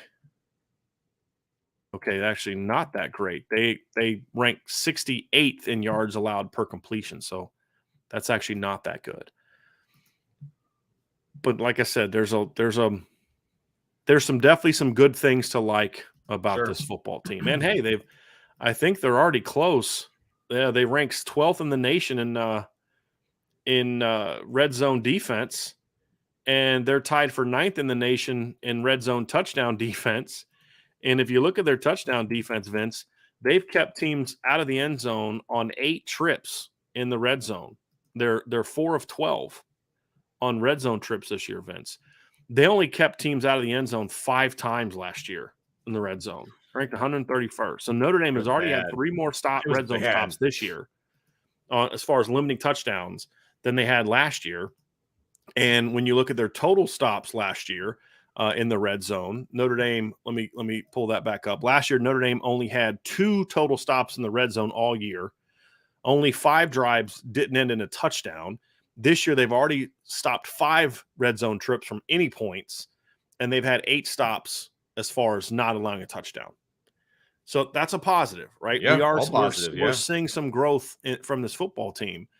I'm just going to keep going back to the fact, Vince, however, that I've said it all along, they just haven't played a good offense yet. If they go do what we're talking about on Saturday and make things challenging for Ohio State's going to get theirs on Saturday. They're going to get theirs on Saturday. Sure. But it's don't let it consistently happen, right? And that's what they did a good job of last year. They gave up a couple of big plays, but overall they made Ohio State work for their yards. And eventually you make a stop, you make a play, they make a mistake, and you take advantage of it. And so if the results against Ohio State are what they've been the first 4 games, Notre Dame's going to win this game convincingly. My concern is just projecting what they've done to a team like Ohio State. And it's like, can any of you name like one receiver that they've played so far this year? Can any of you like name one receiver they've played this? You're like, oh, I remember that guy. I know you're going to say Concepcion. Okay. I would. Dang, yeah. You're good. You're good. That's exactly what that's the only guy because he's got the most unique name. Yes. Wow. So, yeah. That's weird. But that's just, they're going to have to play better. I'm hopeful. I am hopeful. Yeah, for sure. But for sure. Yeah, they're going to have to bring their A game. They're capable of it. They're definitely capable of it. Can't wait. It's going to be a lot of fun. All right. We got one more thing to do before we get out of here, Brian. And we got to go over your keys to the game from last week. Or, leading into the Central Michigan game. Kind of the keys to victory revisited. Yes. Is what we call it. Yes. Thank you for being very official because I wasn't. So let's talk offense first. And I think this is pretty decent here. Okay. So number 1 was get back on track, right? And you talked about the first 3 games and how efficient they were. scoring touchdowns on their position, 11 out of 12, scoring touchdowns on the possession, all those things, right? And they were very efficient. And then they were not very efficient against NC State because they punted twice as many times in the first half as they had all season. I mean, bottom line, right? They were not very efficient in the first two games. They punted twice total in the first two games, and they punted four times. Those were both against Tennessee State, right? I believe so. Once with the backups on the field. They didn't punt against Navy. They never punted in the first two games with their starting offense. That's fair. Yes, absolutely. They scored touchdowns on 11 of the 12 drives in the first two games. They scored touchdowns. The only drive they didn't score a touchdown with the first team offense was a missed field goal in the opener by Spencer Schrader. So both those punts came with the backups on the field. So last week they punted 4 times in the first half, I believe, off the top of my head. So they had to get back on track. Well, this game, first 3 possessions, they scored touchdowns. And the 4th possession was a missed field goal. Now, granted, it was a 59-yard field goal, but they had a chance to put points on the board, right? And so they definitely got back on track earlier than they did in the game before. So I think that's what you meant by that. But if not, please correct me if I'm wrong. No, it was about getting back on track and starting fast and being efficient and getting points on the board. And that's exactly where the conversation came from. Yeah. And it started well against Central Michigan. I mean, they scored a touchdown on their first 3 drives. And they only faced 2 third downs on their first 2 drives, right? Or their first 3 drives. They only faced and they've had to convert a 3rd and 9 on drive 2, and they had to convert a 3rd and 2, didn't get it, went on 4th and 1, scored on that 4th and 1, didn't face a 3rd down on the next drive. And then on drive 4, you're getting in situations where second play of the drive or first play of the drive, you go -3 on the stretch. It's a complete blown assignment. That's one of the mistakes that Pat Coogan had in the game. And there was a couple others. And you go -3. Next play, you hit a check down and you get called for holding and you're backed up. You kind of shot yourself in the foot. The next drive, they have a 72-yard touchdown run called back because of holding. And so you don't score on that drive. And then the next drive, you get a 42-yard gain on your first play, get you into territory for Central Michigan territory. And then you get called for holding on the next play. So instead of it being 1st and 10 at the 33, and they gain 2 yards in the play. So instead of 2nd and 8 at the 31-yard line, you're now 1st and 20 at the 43. They gain 11 on the next play, throw 2 passes that are incomplete, and they're kicking a field goal, and they get it, right? So, when you look at those things, Vince, it's kind of like you were more efficient. You scored a touchdown on 4 of your first 6 drives. You had a touchdown on 5 of 8, actually 6 of 9, 7 of 10. Yeah, they scored on 7 of 10 drives. Yeah, right. But the problem is you had to settle for too many field goals. Yeah. Right. So you had to settle for 3 field goals? Well, they settled for 3 field goal attempts. They hit 2 out of 3. Right. Right. So they had 5 touchdowns and then 2 field goals. Correct. Yep. And then you missed a field goal. Correct. In the game. So it was a good start. You had some sloppiness in the middle, and then you finished strong. Right. That's how I look at it. And the sloppiness in the middle was about you. Yeah. And that's always where you want to be as a coach. Like when you look back, you're like, dude, if we don't do that silly thing there that we just don't normally do, if we don't do that mistake there that we don't normally do, we're rolling this team off the field. And so there's a lot of that stuff to clean up. So I did think that they did well in that regard, Vince. They did come out and get back on track faster. I mean, look, I don't know what else I can complain about. First drive of the game, you go 8, 3, 5, 75. Yeah. I mean, you come out the next drive and then you don't get the big play. So, you throw an incomplete pass on first down, you get into a 3rd and 9. Sam Hartman hits Chris Tyree on a cross. That was another example where I felt like if he wasn't trying, he held on it too long. Yeah. Because he wanted to get that downfield shot. But if he just reads the defense and sees they're going, he hits Chris Tyree on stride. And Chris Tyree gets the corner. Because Chris Tyree was stopped. He ran out of real estate. He stopped and was turned around. He hits him on the run. Yeah. He has the corner. Now, it's not a touchdown, but he's going to get 20, 30 yards at least, right? It's more than 12. But you missed that, and you had to kind of work a little bit for that drive. You had a 10-yard run, an 11-yard run, 8-yard run, and then the 17-yard touchdown run, 12-yard completion, 11-yard completion. So, hey, look, we don't have the big play here. We got to move the chains. Boom, they do it. Come back the next play, go 10 yards on a jet sweep, gain 1, 76 yards on a touchdown. So those things were all working. You just have to do a better job of not putting yourself in a position where you're stopping yourself. Yeah. Those are really what it comes down to, is that Central Michigan didn't really stop Notre Dame on Saturday. Yeah. Notre Dame shot themselves in the foot at times. Yep. Agreed. That's the reality of it. Oh, absolutely. And like even I think the first field goal attempt, right? I mean, let me see here. You had you have the 3rd and 10. You're at you're at the 41-yard line, 3rd and 10, and they ran hitch, wide fade, Y option. So basically what you're going to do as a coach is you're going to line up and say, if we get cover 1, we're going to throw the wide fade and hit the wide fade. But if that throw's not there, then you bang that quick option and you get 5, 6 at the catch point. And then maybe he makes a couple guys miss and get the first down. But at the very least, he gets 5, 6 yards, and now we're in 2-down territory, and you go for a 4th down. Holden Stace drops the ball. Wide open, drops the ball. Yeah. Right. That's you shooting yourself in the foot. That's a kid who just went off the previous game saying, I want to go off again. And you saw it, Vince. He starts to turn before he catches the ball. Yep. Because he's trying to make that play. Yeah. So he'll learn. Sophomore, young guy mistake. And then, he'll make that play next time. But those are the things where Notre Dame stopped themselves. It wasn't really about Central Michigan. It was Notre Dame. Correct. And that's kind of where you want to, you want to build. But so I think key number 1, I thought they had success with. I agree. Yep. Key number 2 was the interior line must play better. And they did. Would you agree with that? I mean, I thought this was, as a group, their best game of the year. Oh, absolutely. And you and I both independently decided that Pat Coogan had his best game that he's had so far this season. Yes, there were a few mistakes here and there. There were a couple, guys, that's 3 to 4 bad plays. Can I point some out, Vince? Yeah. When we talk about negative plays, that happens to every player, every game. But that's the nature of what we do at Irish Breakdown. I mean, the name of the show is Irish Breakdown. Yeah. You can't break things down if you're not willing to be critical. And I mean critical from the sense of the critiquing standpoint of critical.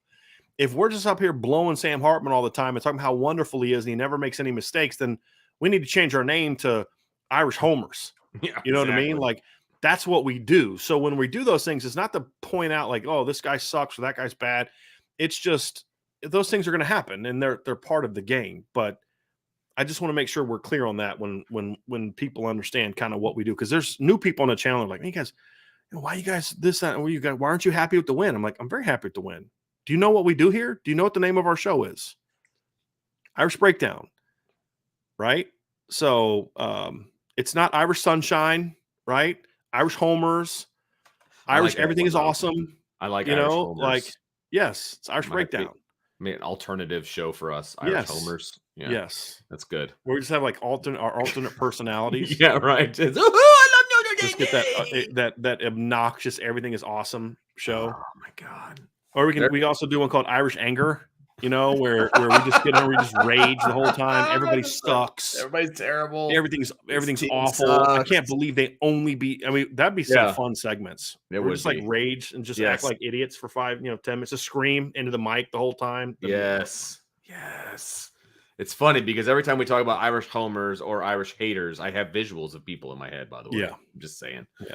All right. Anyway, I love this one. El Conquistador. This is a good one. IB Kool-Aid. There you go. One. I dig that one. We can wear like the black sunglasses, like the Kool-Aid man, the whole deal. Yeah. That'd be great. That'd be great. So anyway, sorry, Vince. These days, I hear. Back to point 2. By the way. Yes. So point 2, that the defense or the interior of the offensive line needs to play better. They did. They played better this game. They played their best. And for the 3 of them together, they played their best that they've played up to this point. They're taking a step in the right direction. Still have to continue stepping, figuratively and literally. And Ryan and I talked about this on our Thursday show, Vince, is the best part of Central Michigan's defense was right up the middle. It was their 3 technique, and it was their nose was a tough kid. He wasn't like super talented, but he was a tough kid. And then it was their middle linebacker. That was the best part of what they had. So you were going to need to bring it to really dominate the way that Notre Dame did on the ground. Sure. And they did 236 yards plus another 72 yarder that was brought back. They averaged 6.4 yards a carry. In order to do that, you had to play well up the middle because this is a team that just doesn't, right? I mean, look, gives some perspective on Central Michigan. Last year, they gave up 152 yards per game. It's not great. They had a couple games late where they got beat, but their highest yards allowed per attempt last year was 5.4, was the most they gave up last year. The year before, they only gave up 119 yards per game, rushing yards per game, and only 3.4 yards per attempt. The highest average against them all season was 5.9 by Missouri in the opener. After that, it was 4.8. So this is a football team, Vince, that is not used to going out there and just getting ripped up like that. Year 2020, they gave up 130.5 yards per game, 3.1 per rush. Highest they allowed that year was 4.5. So you go back, Vince. This is actually, I'm going to try to find this statistic now that I'm looking at it. The last time they gave up this many yards per play, per rush, was back in 2018 against Kentucky. That's the last time they gave up more yards per rush than they did against Notre Dame on Saturday. And that year, they had a running back by the name of Benny Snell. I don't know if you remember Benny Snell for Kentucky. He rushed for almost 1,500 yards that year and 16 touchdowns.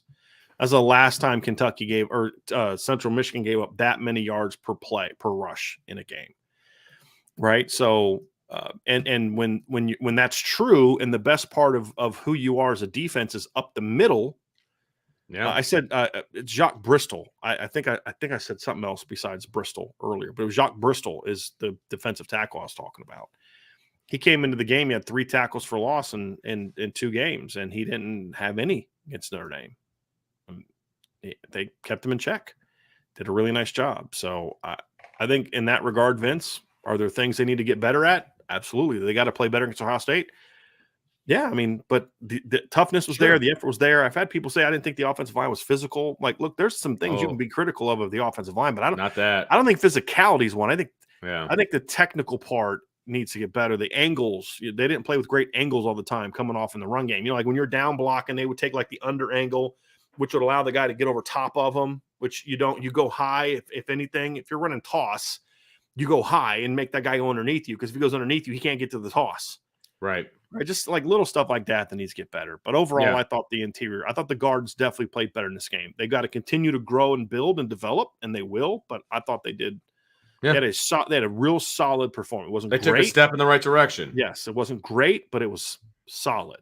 Right. Solid. Third key. Offensively, wide receivers must step up. Yeah. So, I mean, we can go over the stats, but wide receivers had 315 yards receiving in this game. Yeah. I would say that's pretty good, Vince. I would say that they stepped up. I mean, they were getting behind the defense. They were making plays. There were no obvious drops to me. Not by the receivers, no. Not by the receivers. That's what I'm saying. Not by the receivers. Right. Like, I would have loved for Greathouse to come down with that 1 3rd down that was thrown high on purpose. That would have been a tough one, but yes. But that's not a drop per se. You know, that's not a blatant drop. You know what I mean? So I can't even really be all that upset about it. You know, other than that, they made all the plays they were asked to make. And so I'm good with it. Now, next week's a huge test. They're going to be going up against a good secondary, and that secondary is going to press them. And how are they going to get off the line? And, you know, there were a few times where they didn't get off the line as fast as I would have liked them to get off the line, you know, against Central Michigan. Mm-hmm. You can't take plays off against Ohio State. You can't. No. And the other thing is, if Sam Hartman's on his game, which I'm going to go out on a limb and say that he will be, you don't know the ball's going to come your way, man. So you better be ready, because he's going to spread the ball around. If you're open, you're going to get the rock. So get open and expect the ball every time.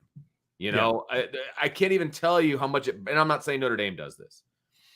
Can't tell you how much it burns me to watch wide receivers just kind of jog off the line when they know the ball's not coming their direction. You know, oh my gosh, that bothers me so much, because that is not a talent issue. That is an effort issue. You know what I mean? And so bust off the line, get open. You're going to get yours. Sam Hartman will find you if you are open. That's how I feel about it. And I think, you know, all in all, I like where the receivers are at right now. They're going to really show us something. They're going to show us one way or the other, but they're going to show us something on Saturday. I mean, for me, Vince, it's pretty simple. I mean, in this instance, I think the production speaks for itself. Yeah. On Saturday, Notre Dame receivers, when targeted with a pass, averaged 15 yards per target and 22.5 yards per catch. They had games of 76, 75, 42, and 39 yards in the game. Yeah. I mean, look, that's good. That's really good. I mean, that's where you want to be. 8 of their 14 completions went for at least 10 yards, and that's where you want to be. Yeah. I mean, I can nitpick things, and we do in this particular show. But as far as like when we're doing the upon further review, then yes, there's things I got to do better. There's that. But when you just look at, did they check the box here? Receivers need to step up. Yes. And I'll tell you something else about this too, Vince. It was very clear to me that what we had hoped that Coach Parker would do 2 weeks ago was definitely something he did on Saturday. There was a very clear, concerted effort to get the wide receivers more involved in the pass game. Yeah. Very clear to me that was something they were focused on doing early in this game, is getting especially the outside receivers. I mean, there were plays being drawn up to get the outside receivers the football in this game early. And, sometimes the ball came their way, sometimes it didn't, but when it did, they made plays. And that was a positive see. And it was good to see Chris Tyree. I mean, Chris Tyree only played like 14 snaps on Saturday. And he had, 2 catches for 88 yards. And he was open in a few plays, other times that he should have been targeted. Yeah. He made those snaps count. There's no doubt about that. When I'm actually looking at this now, so let me just the snap count. He had 14 snaps. He was only in on 8 pass plays in the game on Saturday. And had 2 catches. And he had 2 catches for 88 yards. And at least converted 2 more. Had a 76-yard touchdown and converted a 3rd and 9. That was his 2 catches on Saturday. That's look, no complaints. Box checked. Yeah. I think this is probably only the second time. We didn't do this for the Navy game. I have to go back and look what my notes were for Navy, but I'm pretty sure I thought the offense checked all the boxes against Navy. This is only the second time because last week they checked 1 of 3. It was big plays. That's it. True. This week they went 3 for 3 as far as the 3 things I felt we needed to see from the offense. And the encouraging thing is we made very clear to say last week, Vince, that our keys to victory were forward thinking. That we need to see this as they prepare to go play Ohio State. So, yeah. So I think check. All 3 check for offense, right? Agree. Let's jump over to the defensive side of the ball, Brian. Here we go. Number 1, turn the D-line loose. Don't think that was a check mark. Yes. Definitely not. Less than we saw. I mean, they went in the opposite direction. Yes, honestly, agreed. In this game, Vince. They went in the opposite direction. Well, and it was a scheme situation. Like, they weren't given a whole lot of opportunities to be let loose, right? But I also think that they didn't play great. The D-line didn't play great in this particular game. And so not only were they not turned loose, they didn't play fantastic either. So it's almost like a double negative, in my opinion. But either way, they did not check this box. No. I didn't think the D-line played great, and they weren't put into position to make a ton of plays in this game, in my opinion. So, yeah, big minus on this one, Vince. Yeah. Next one was be disciplined. And this was more along the lines of, maintaining gap integrity and not letting what we thought was a mobile quarterback, Alberto Emanuel Jr., get outside. I think I leaned over and said that to you at one point when their running back or their quarterback was running. I was like, thank God that was not Emmanuel. Yes. But yeah, I got through the hole a little slower. Yes. Ran the ball hard. I give that kid credit. Like, he didn't look like a backup. He ran that offense pretty well. For a MAC team, but yeah, it was about keeping him in the pocket, not letting him hurt you, things of that nature. Just being gap sound, tackling efficiently, tackling well, being assignment correct, no blown assignments, right? Because one of the things you talk about, Vince, when you're doing a discussion about being disciplined against an inferior opponent, it's like, make them work. Yeah. Right. Like, make them work for it. Don't give them, easy. Don't give them wide open seam throws down the middle of the field to get the ball down. If it just don't do that. Just why? Right. Like just don't make those mistakes.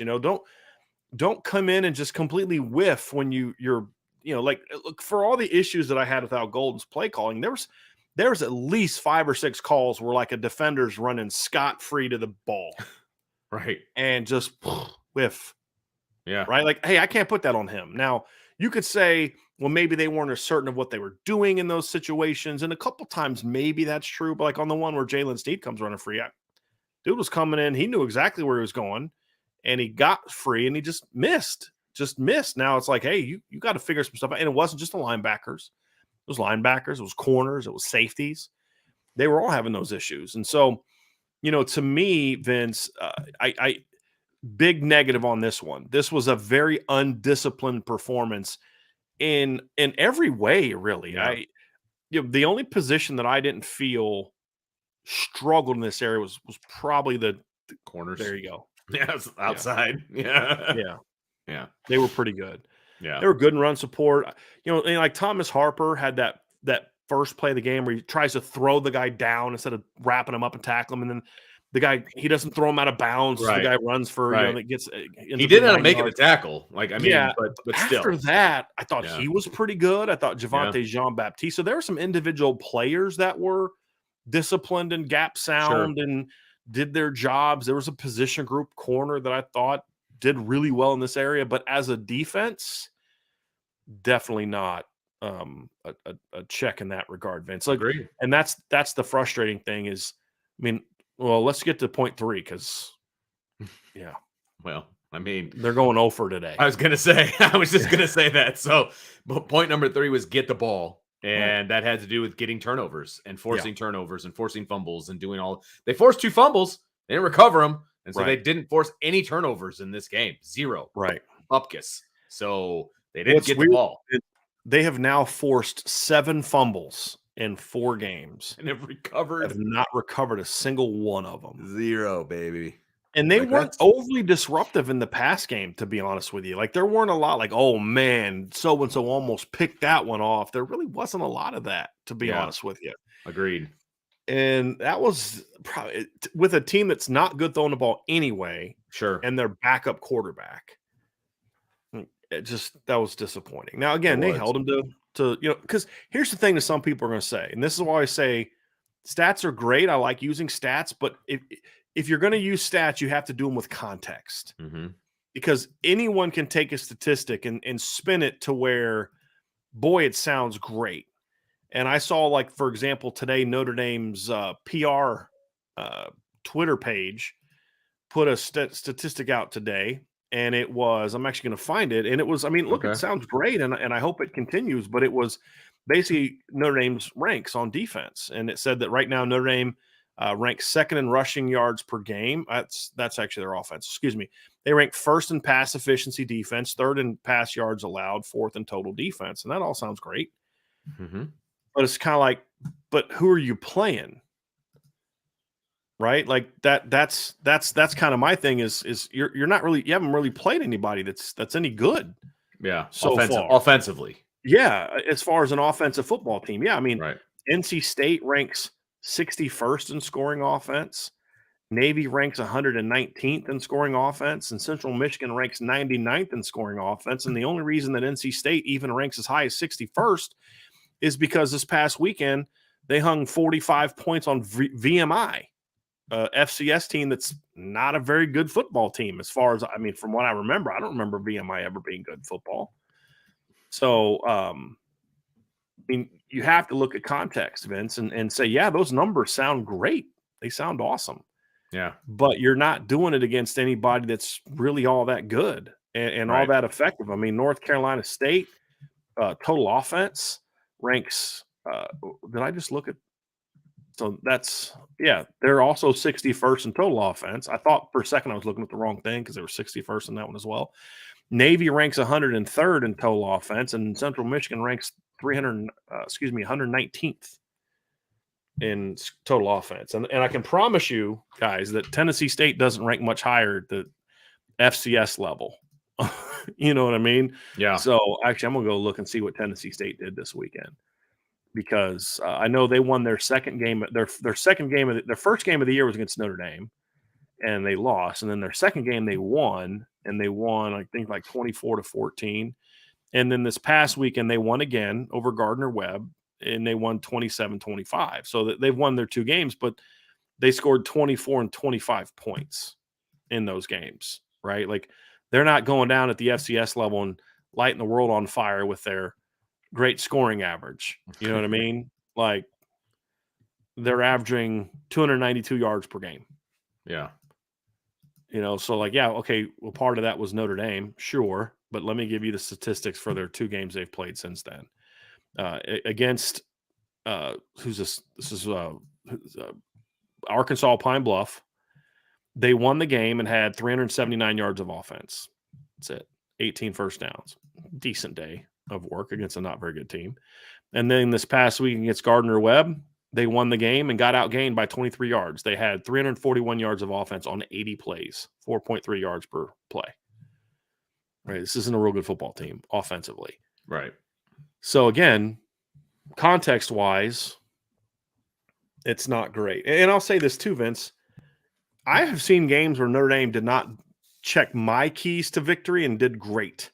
Sure. Because like last I'm week. only given three. Yeah. But not even just that, but it's like, I thought these three things were important, and they didn't necessarily do those, but it wasn't a negative because, right. You know, hey, you need to really convert on third down. Okay. Well, then you get into a game and you're like, dude, we didn't face any third downs.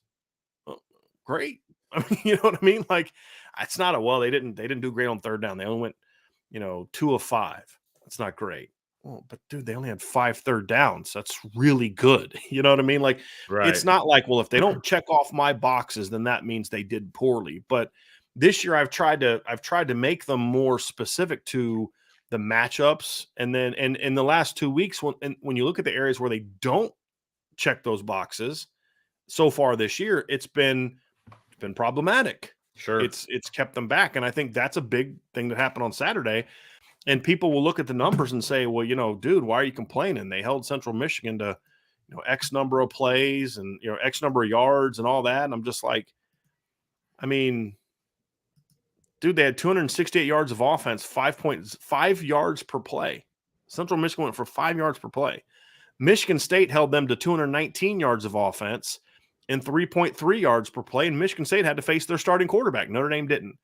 Did you see what happened to Michigan State this weekend on defense? Did you watch them give up 713 yards to Washington and 9.9 yards per play?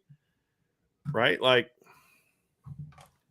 so that's why there's concern on our end. And I just want people to understand that that's why we're concerned about the defense. I hope that they figure it out, and I hope that we're wrong. I really hope that we're wrong. I want Al Golden to be successful for a million reasons. Oh, yeah. But I'm just, look, these are the things I think they needed to do, and they didn't do them. And the result was they gave up way too many yards and especially too many points to a team that, honestly, Vince, you should have shut down, completely dominated. Yep. I mean, you shouldn't have given – you gave up 17 points, and they missed a field goal. Yeah. They should not have had 7. They shouldn't have been in the friggin' end zone twice. Unless one of them was like late in the game against your freshman or something. Right. Like I anticipated Bert Emanuel Jr. like busting a long run like once. Sure. You know what I mean? Maybe against the twos, like that sort of a thing. And he didn't even play. And they still put up 17 points. When I heard that he wasn't going to play, I was like this is going to be boring. This isn't going to be a game. And this was a one possession game for way too long. Okay. Yeah. Way too long. I mean, it was Notre Dame made it a 2-possession game. It was a 2-possession game for most of the game. Right. Let's be honest about that. Halhowever, Central Michigan did make it a 1-possession game at the very end of the second quarter. And then the first drive of the third quarter, Notre Dame made it a 2-possession game again, and they never made it a single possession game again. Right? Sure. Okay. I mean, but that's what you should have done early. This is not a very good football team. And the best thing about Central Michigan was their defense, in my opinion. That's the best side of the ball for them. Sure. The offense is not. And it was a little frustrating. Yeah. It was a little frustrating. But, hey, the way I look at it is you got all your bad stuff out this week. There you go. Right? Get all your bad plays out this week. You ran a million blitzes. You wanted to try some stuff out. Didn't work. Take the stuff that works. Keep it. Throw the other stuff out. You get J.D. Bertrand back. You're going to get J.D. Brown. You're going to get D.J. Brown back. Hopefully they get Gabriel Rubio back. Fingers crossed that they get Gabriel Rubio back this week too. That would be big. And ready to rock and roll. Yeah. So yeah, it wasn't a great check of all the boxes on defense. But at the end of the day, Vince, it won 41-17 and they're 4-0. Yeah. Right? So you got to be happy about that. I mean, absolutely. Look, we said going into Ohio State, you had to be undefeated. You had to be undefeated going into this game, right? You had to handle your business, and they are. They're exactly where I could nitpick. Well, maybe they should only be giving up 8 points per game. You know what I mean? Like they should be outscoring opponents 50-8 instead of 47-11. You know what I mean? Like right. Okay, right. Okay. But they've put themselves in position to be in this type of spotlight moment. Yep. And when you think about Ryan tweeted out from the game that somebody in the stands said that Notre Dame's. I have to find the tweet that he said. Oh, I remember hearing this. He's like, he didn't even know what to say. Yeah, which for Ryan is he's a lot like me. Well, if he doesn't know what to say, it's like, wow. Yeah. Let me find that exact tweet because I was like, just the context sometimes, is like, yeah. Let me see here real quick. Let me find that tweet real fast. All right. Let's see here. Someone in the stands just told me that Notre Dame has regressed since the Navy game. No, that's right. I did not respond. What are you watching? Like what? Claim you're a football fan and you've watched 4 games of this team and you think they've regressed? Mm-hmm. That's amazing to me. That's amazing. Yeah. Just flat out amazing. Yeah. But okay, people are welcome to their opinion. That's no problem. Free country and all. Yep. But you're entitled to be wrong. That's fine. So are we. Yeah, absolutely. Yep. At times. Just ask my wife. I'm wrong all the time. Yep. Absolutely. But no, it's they're going in a good direction. Notre Dame has now won. Was it 10 of their last 11 games? Their only loss was on the road to a top 5, I think, USC team, to the Heisman Trophy winner by 11. It was a competitive game, but USC was definitely the better team that day. Yeah. And they've beaten, 4 of the teams they beat last year were ranked when they beat them. I believe Syracuse was ranked when they beat them. Was it during that stretch? Syracuse was ranked when they beat them. Trying to remember this. See, like last year, so long ago now, Vince. Yeah, I know that it was. So last year, Syracuse was ranked when they beat them. Clemson was ranked when they beat them. And then South Carolina was ranked when they beat them. So 3 of the 6 final wins were ranked. And then, of course, they beat BYU when they were ranked. So they had 4 wins over ranked teams last year. So 4 came from the wins over ranked teams. 3 of them were during that 6 out of 7 stretch down the way. And then, of course, you go to 2023, and they've won 4 this year. So they've won 10 of their last 11.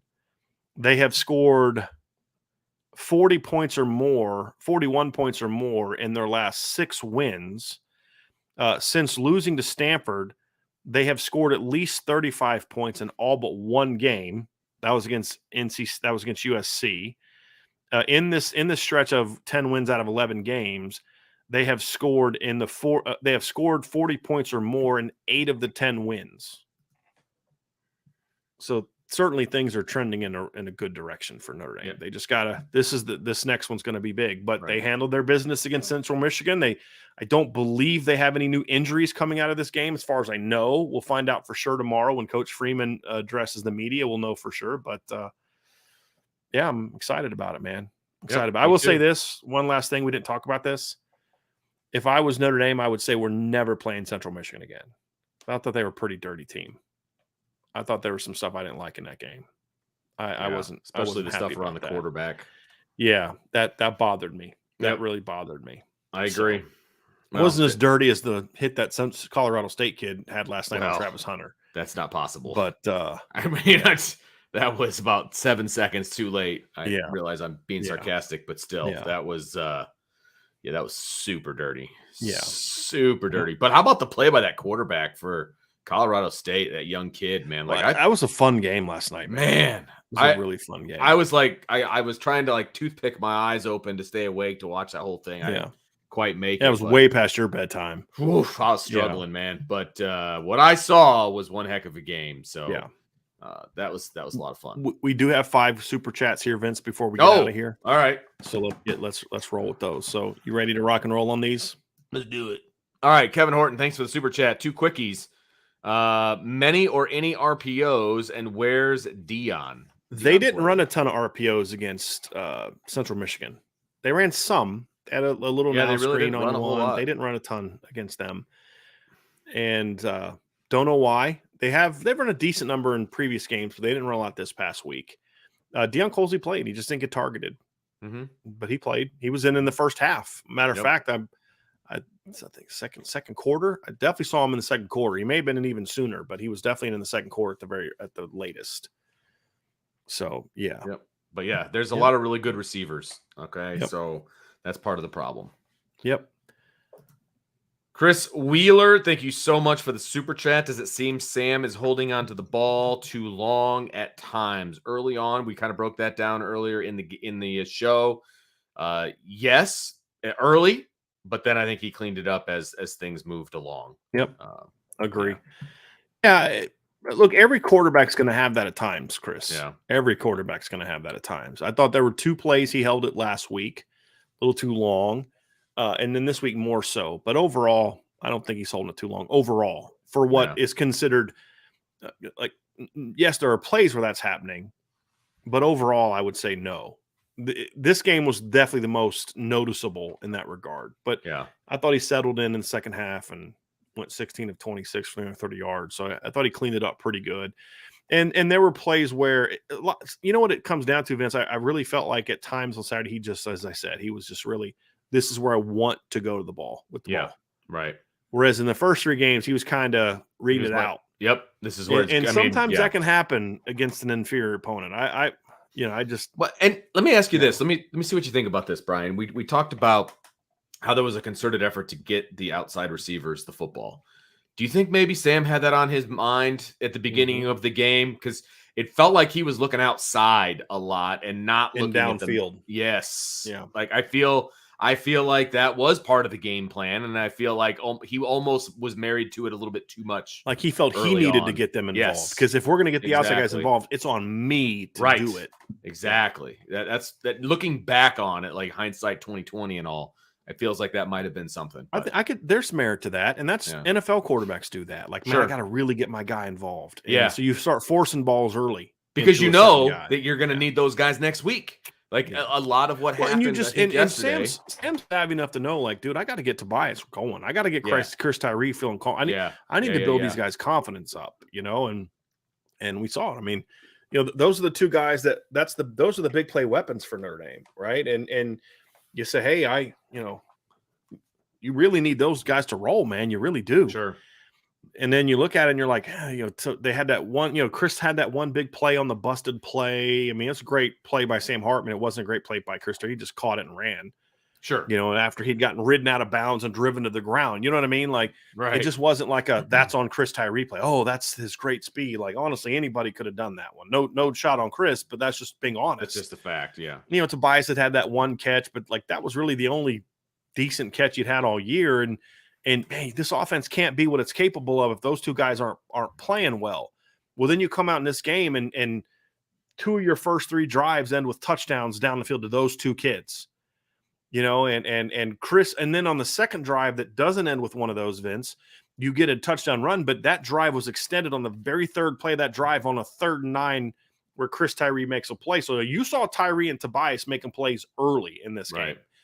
And so, I could see that. And so you come out and those kids combined for 5 catches for what would that be? 179 yards, Vince, 91 plus 88, 179 yards.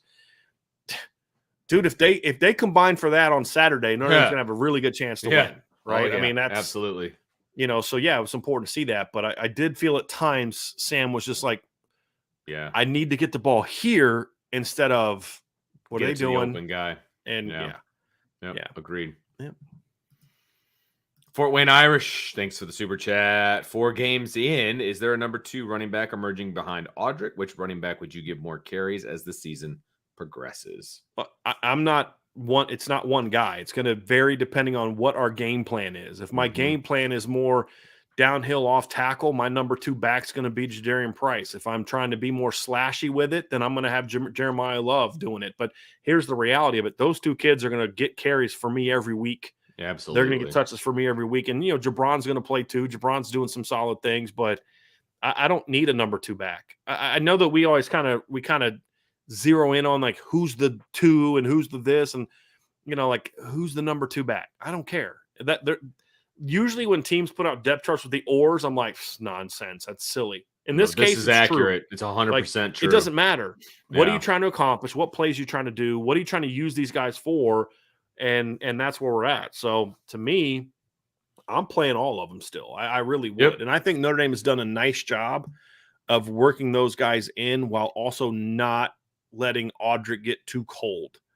Right. And so I think that's. And they're not doing it series to series. They're kind of doing it play to play, depending on. I mean, it's not like, okay, you got this series or you got this. Unless it's Audric. Audric's been out there for a full series. But the other guys, it's like, okay, hey, go spell them. Or, hey, we want you in here for this. Right. That kind of a thing. And then Audric's on his way back in. So I agree with you. They're not just letting him get cold on the sideline, which I think is important. I really do. I mean, yes, Audric is your closer. He's the guy that you want to have the ball late in the game and all of that, no doubt.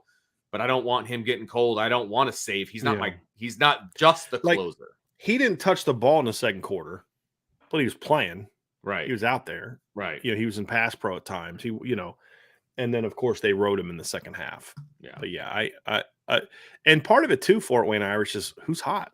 Right. I mean, if you put Jabron Payne, if Jabron Payne's expected to be your 4th back on the field or your 4th back in your plans, and you put him out there and he makes 2 great reads and he's slashing and he's feeling great, hey, let's ride that a little bit more. Yep. If Jeremiah Love's just gashing the team, like let's ride that a little bit more. There needs to be some of that too. But I'm playing all those kids. Yeah. Honestly, and me too. And finding what are they comfortable with. And now you've got 4 games. You should have a little better idea. I mean, Jadarian Price made that. The 15-yard run he had on Saturday was a thing of beauty because they had a guy unblocked that they had the second half of the game, Vince, Central Michigan started doing more. Once Central Michigan fell behind 31-17, I felt like they were like, okay, now we got to try to – Notre Dame's going to try to really run the clock. And they started putting more guys in the box. And that particular play, Notre Dame didn't have enough bodies to account for that safety that came down late on the play. Yep. And Jadarian's is like, okay, you can't tackle me. Make a miss, and then he runs for 15 yards. You're like, dude, sometimes you can block it up and you just as perfectly as you want, but you don't have enough dudes to block their dudes, and you just need a running back that can make people miss. And Jadarian's like, I got you. We've seen Audric do that this year. I mean, that was an impressive play. Yeah. And, Jeremiah had a play on an 8-yard run, or was it the swing pass where he actually got hit pretty early, but he bounced off of it and picked up extra yards. So the backs are playing at a pretty high level right now. And we talk about Audric, and Audric's the dude right now. I mean, he is the dude right now, leads the nation in rushing right now. But it comes down to it. You've got to – actually, he leads the nation in rushing right now. So there's a guy behind him that has more yards per game. He ranks second in yards per game. The other guy has 454 yards in 3 games. Audric has 521 in 4 games. But that guy still has 13 more carries than Audric, and Audric has 67 more yards than that guy. Because Audric's averaging 8.3 yards per play, and that guy's averaging 6 per carry, I should say. And that guy's averaging 25 carries a game. Audric's at 15.75. So it's like, he's played more games, but, there's a lot more dudes. He ranks first in yards. He ranks 6th in attempts. Right? Put it that way. That puts it into context how well Audric estimates playing right now. So, he's doing all right. He's doing all right. But you're still getting those other kids' touches. That's what I love, to your point. I mean, this is the first time Audric got to 20 carries this year was on Saturday. And so, I think they're doing a good job with how they're using them. Agreed. Good problem to have, though. Right. Yes, it is. Last 2, Vince. And all right, Dr. Bull Dobbs, thank you very much for the super chat. Can you explain what you mean by letting the D-line loose? I thought D-line was always trying to get home. Thanks. Love the show. No, it really comes down to, I mean, the D-line's always trying to get to the ball, but how are they trying to get to the ball? And what Notre Dame has been doing a lot of is using the defensive line to occupy gaps and blocks in order to free up your blitzers, as opposed to using your D-line to attack the ball as the first line of defense. Even though they're the first line, right, situationally, they're often not the first line of defense because they're not the ones that they're using to try to attack the football. That's what that means. And so I want to see them turn loose where you're letting them shoot gaps. You're letting them come off the line with speed and quickness and power and really attack, and then let the linebackers clean up. That's what I want to see, as opposed to the other way around. Right. That's what that means. So hopefully that makes a little bit more sense now. And this is the last one, Vince. Chief Brody, thanks for the super chat. Are you more or less nervous for Ohio State after the Central Michigan game? I'm not nervous at all. So, I'm not playing on Saturday, so I'm not. Yeah, I mean, I'm not nervous. I know the spirit of his question, though. Vince, sure. The question is there more or less concern about this Notre Dame football team? How about after am I more or less confident about the game, or Notre Dame standing in the game? That kind of a thing. I would say if I was at a certain place before the Central Michigan game where I'm at now, I'm a little bit more confident than I was at, before, only because I think the offense took a step. I think the offensive line specifically took a step. And if I'm comparing, last year's Ohio State game at Ohio State, first game of the season, versus this year's Ohio State game at night, at home, with this group, with this coach, with this, quarterback, etc., I like the offense better. And they were an offense away from winning that game. I mean, they were a safety blitz away from potentially winning that game, with the offense that they had. So now Ohio State's defense has gotten better, right? They've got a different quarterback now. I think they've got a more dynamic wide receiver core, maybe all top to bottom. There's a lot of different things, okay? But I feel more confident because I think Notre Dame's going to be able to score some points. And if the defense can just play the way they did in the first game last year, or if Notre Dame wins this game. Now, a lot of variables, a lot of stuff going on. But as far as my confidence level, I'm more confident this year than I was last year, for sure. Sure. I'm every bit as confident about this because, again, I think one of the issues that people have is there's too much criticism of the Notre Dame team from some Notre Dame fans with no context. And, so now not all, because there's some that have had a completely opposite view of this, but it's like, man, I don't know if you can beat Georgia the way that they played on Saturday against Central Michigan. I'm like, you can if Georgia plays the way they've done the last 2 weeks. I mean, Georgia was down to South Carolina 14-3 at halftime. Yeah. Georgia was held under 100 yards rushing Yeah. by Ball State, a MAC team. They're just right? Lucky like they were playing Spencer Rattler the other night. Exactly. Sorry, not a fan. Exactly. I mean, you know what I mean, Vince? So it's like, you look at it and say, hey, sure, if they have to play this team, then sure. I mean, if they play Georgia from 2 years ago or Georgia from the Ohio State game last year, well, guys, that's not who Georgia's been. Right. Oh man, I'm really worried about Ohio State because of how well they played against Western Kentucky. That was a great win. Western Kentucky's a good football team. I mean, my buddy was like, well, that's not a very good team, right? I was like, dude, they won 9 games last year. Sure. That's a quality football team. Tyler Helton's doing a really nice job with Western Kentucky. They usually have a pretty good offense, and they've got a quarterback that threw for over 4,000 yards last year. I think he's a tad overrated, but he's still a good quarterback. Threw for 4,744 yards last year. And against Ohio State, he went for 207, just only 207, 1 touchdown, right? So that was a good win. But does that mean that we're just going to ignore what they did the first 2 weeks against Indiana and Youngstown State? Right. Right. Like, so at the end of the day, none of that matters. What those teams did against those other teams doesn't matter because Notre Dame is going to get a better performance from Ohio State than what Ohio State had against Indiana and Youngstown because they're not Indiana and Youngstown. Ohio State's going to be more keyed in on this game. Oh, they're going to be But the same is true for Notre Dame as well. Right. Ohio State's going to get Notre Dame's best shot as well. Yeah. And what they did against Central Michigan is not necessarily translatable entirely to that next game. Now, there's certain things that you can look for, schematically, or is there trends that you can pick up and things like that. But you're like, man, Notre Dame wasn't as focused against Central Michigan. They better not be like that against Ohio State. My whole point is they were not as focused against Central Michigan because they were looking towards the Ohio State game. Or are they going to be like, man, I'm not worried about Ohio State. Boy, I got to really get ready for that Riley Leonard game.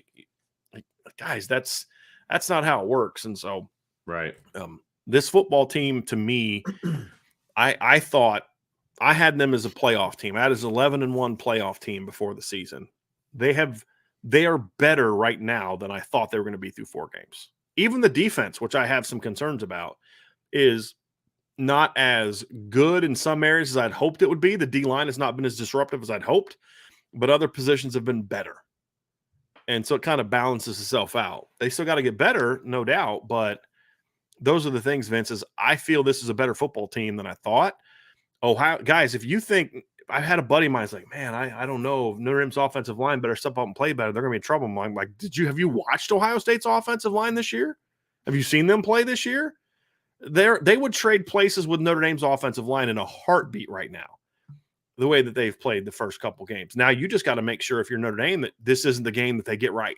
Yeah, that's exactly. That's going to be the key, right? Don't let this be the game that they get right. 100%. And those are all things that are going to be part of this. And then there's parts of the game that Notre Dame doesn't match up as well against Ohio State, and there's areas where Ohio State doesn't match up real well against Notre Dame. It comes down to who plays to their strengths the best and which team can greater protect the areas where the matchups aren't as favorable.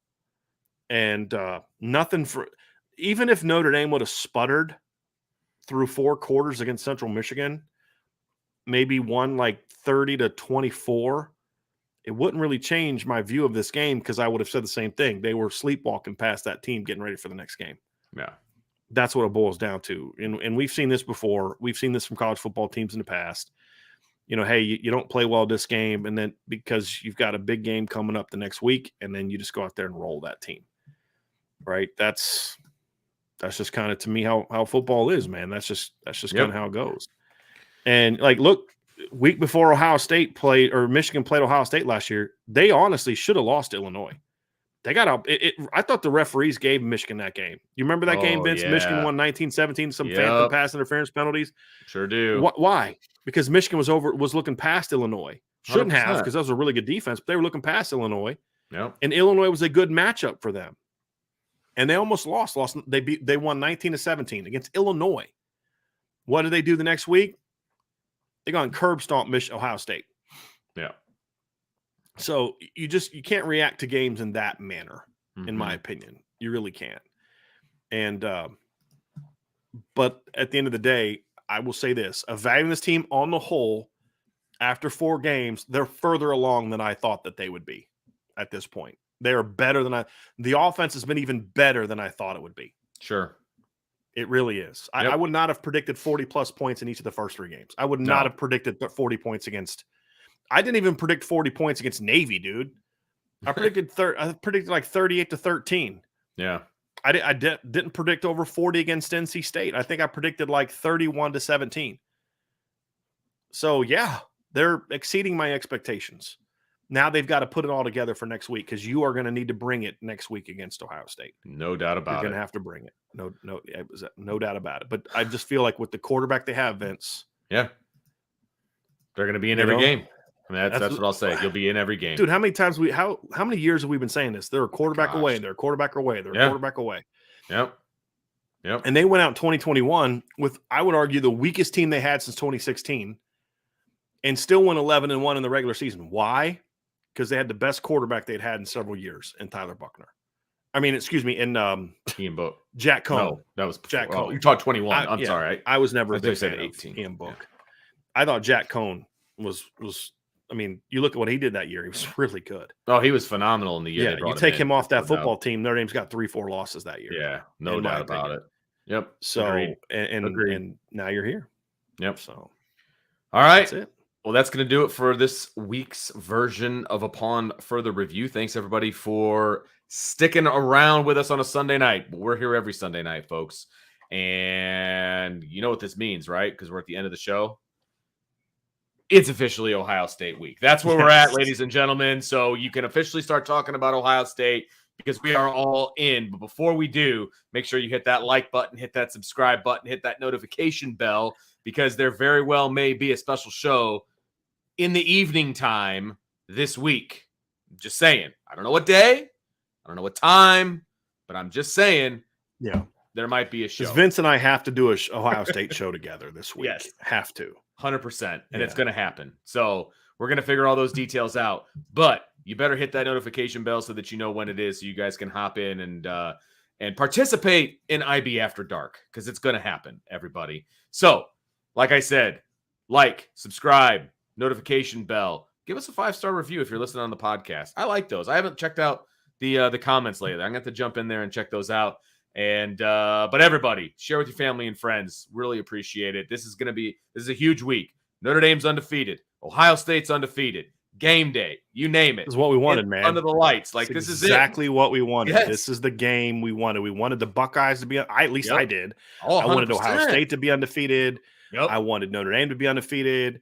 I didn't want any question marks about the quarterback. Kyle McCord has locked that position down the last 2 weeks. I didn't want any question marks. It doesn't appear that there's your any best injuries. against our best, and let's see what happens. Like, you know what I mean? No major injuries for anybody. Like, it's going to be best be best. Yeah. And that's what we want. And we respect Ohio State, because unlike some analysts for the Buckeyes, we actually know who is on the other team that we're evaluating. It's amazing. Just saying. Yeah, it's amazing. So stay locked in, everybody, because afternoon shows, IB Nation sports talk shows, all kinds of stuff all week long. We'll keep you guys locked in as long as you are locked in with us. So for Brian, I'm Vince. We will talk to you next time on the Irish Breakdown Podcast. Ohio State week.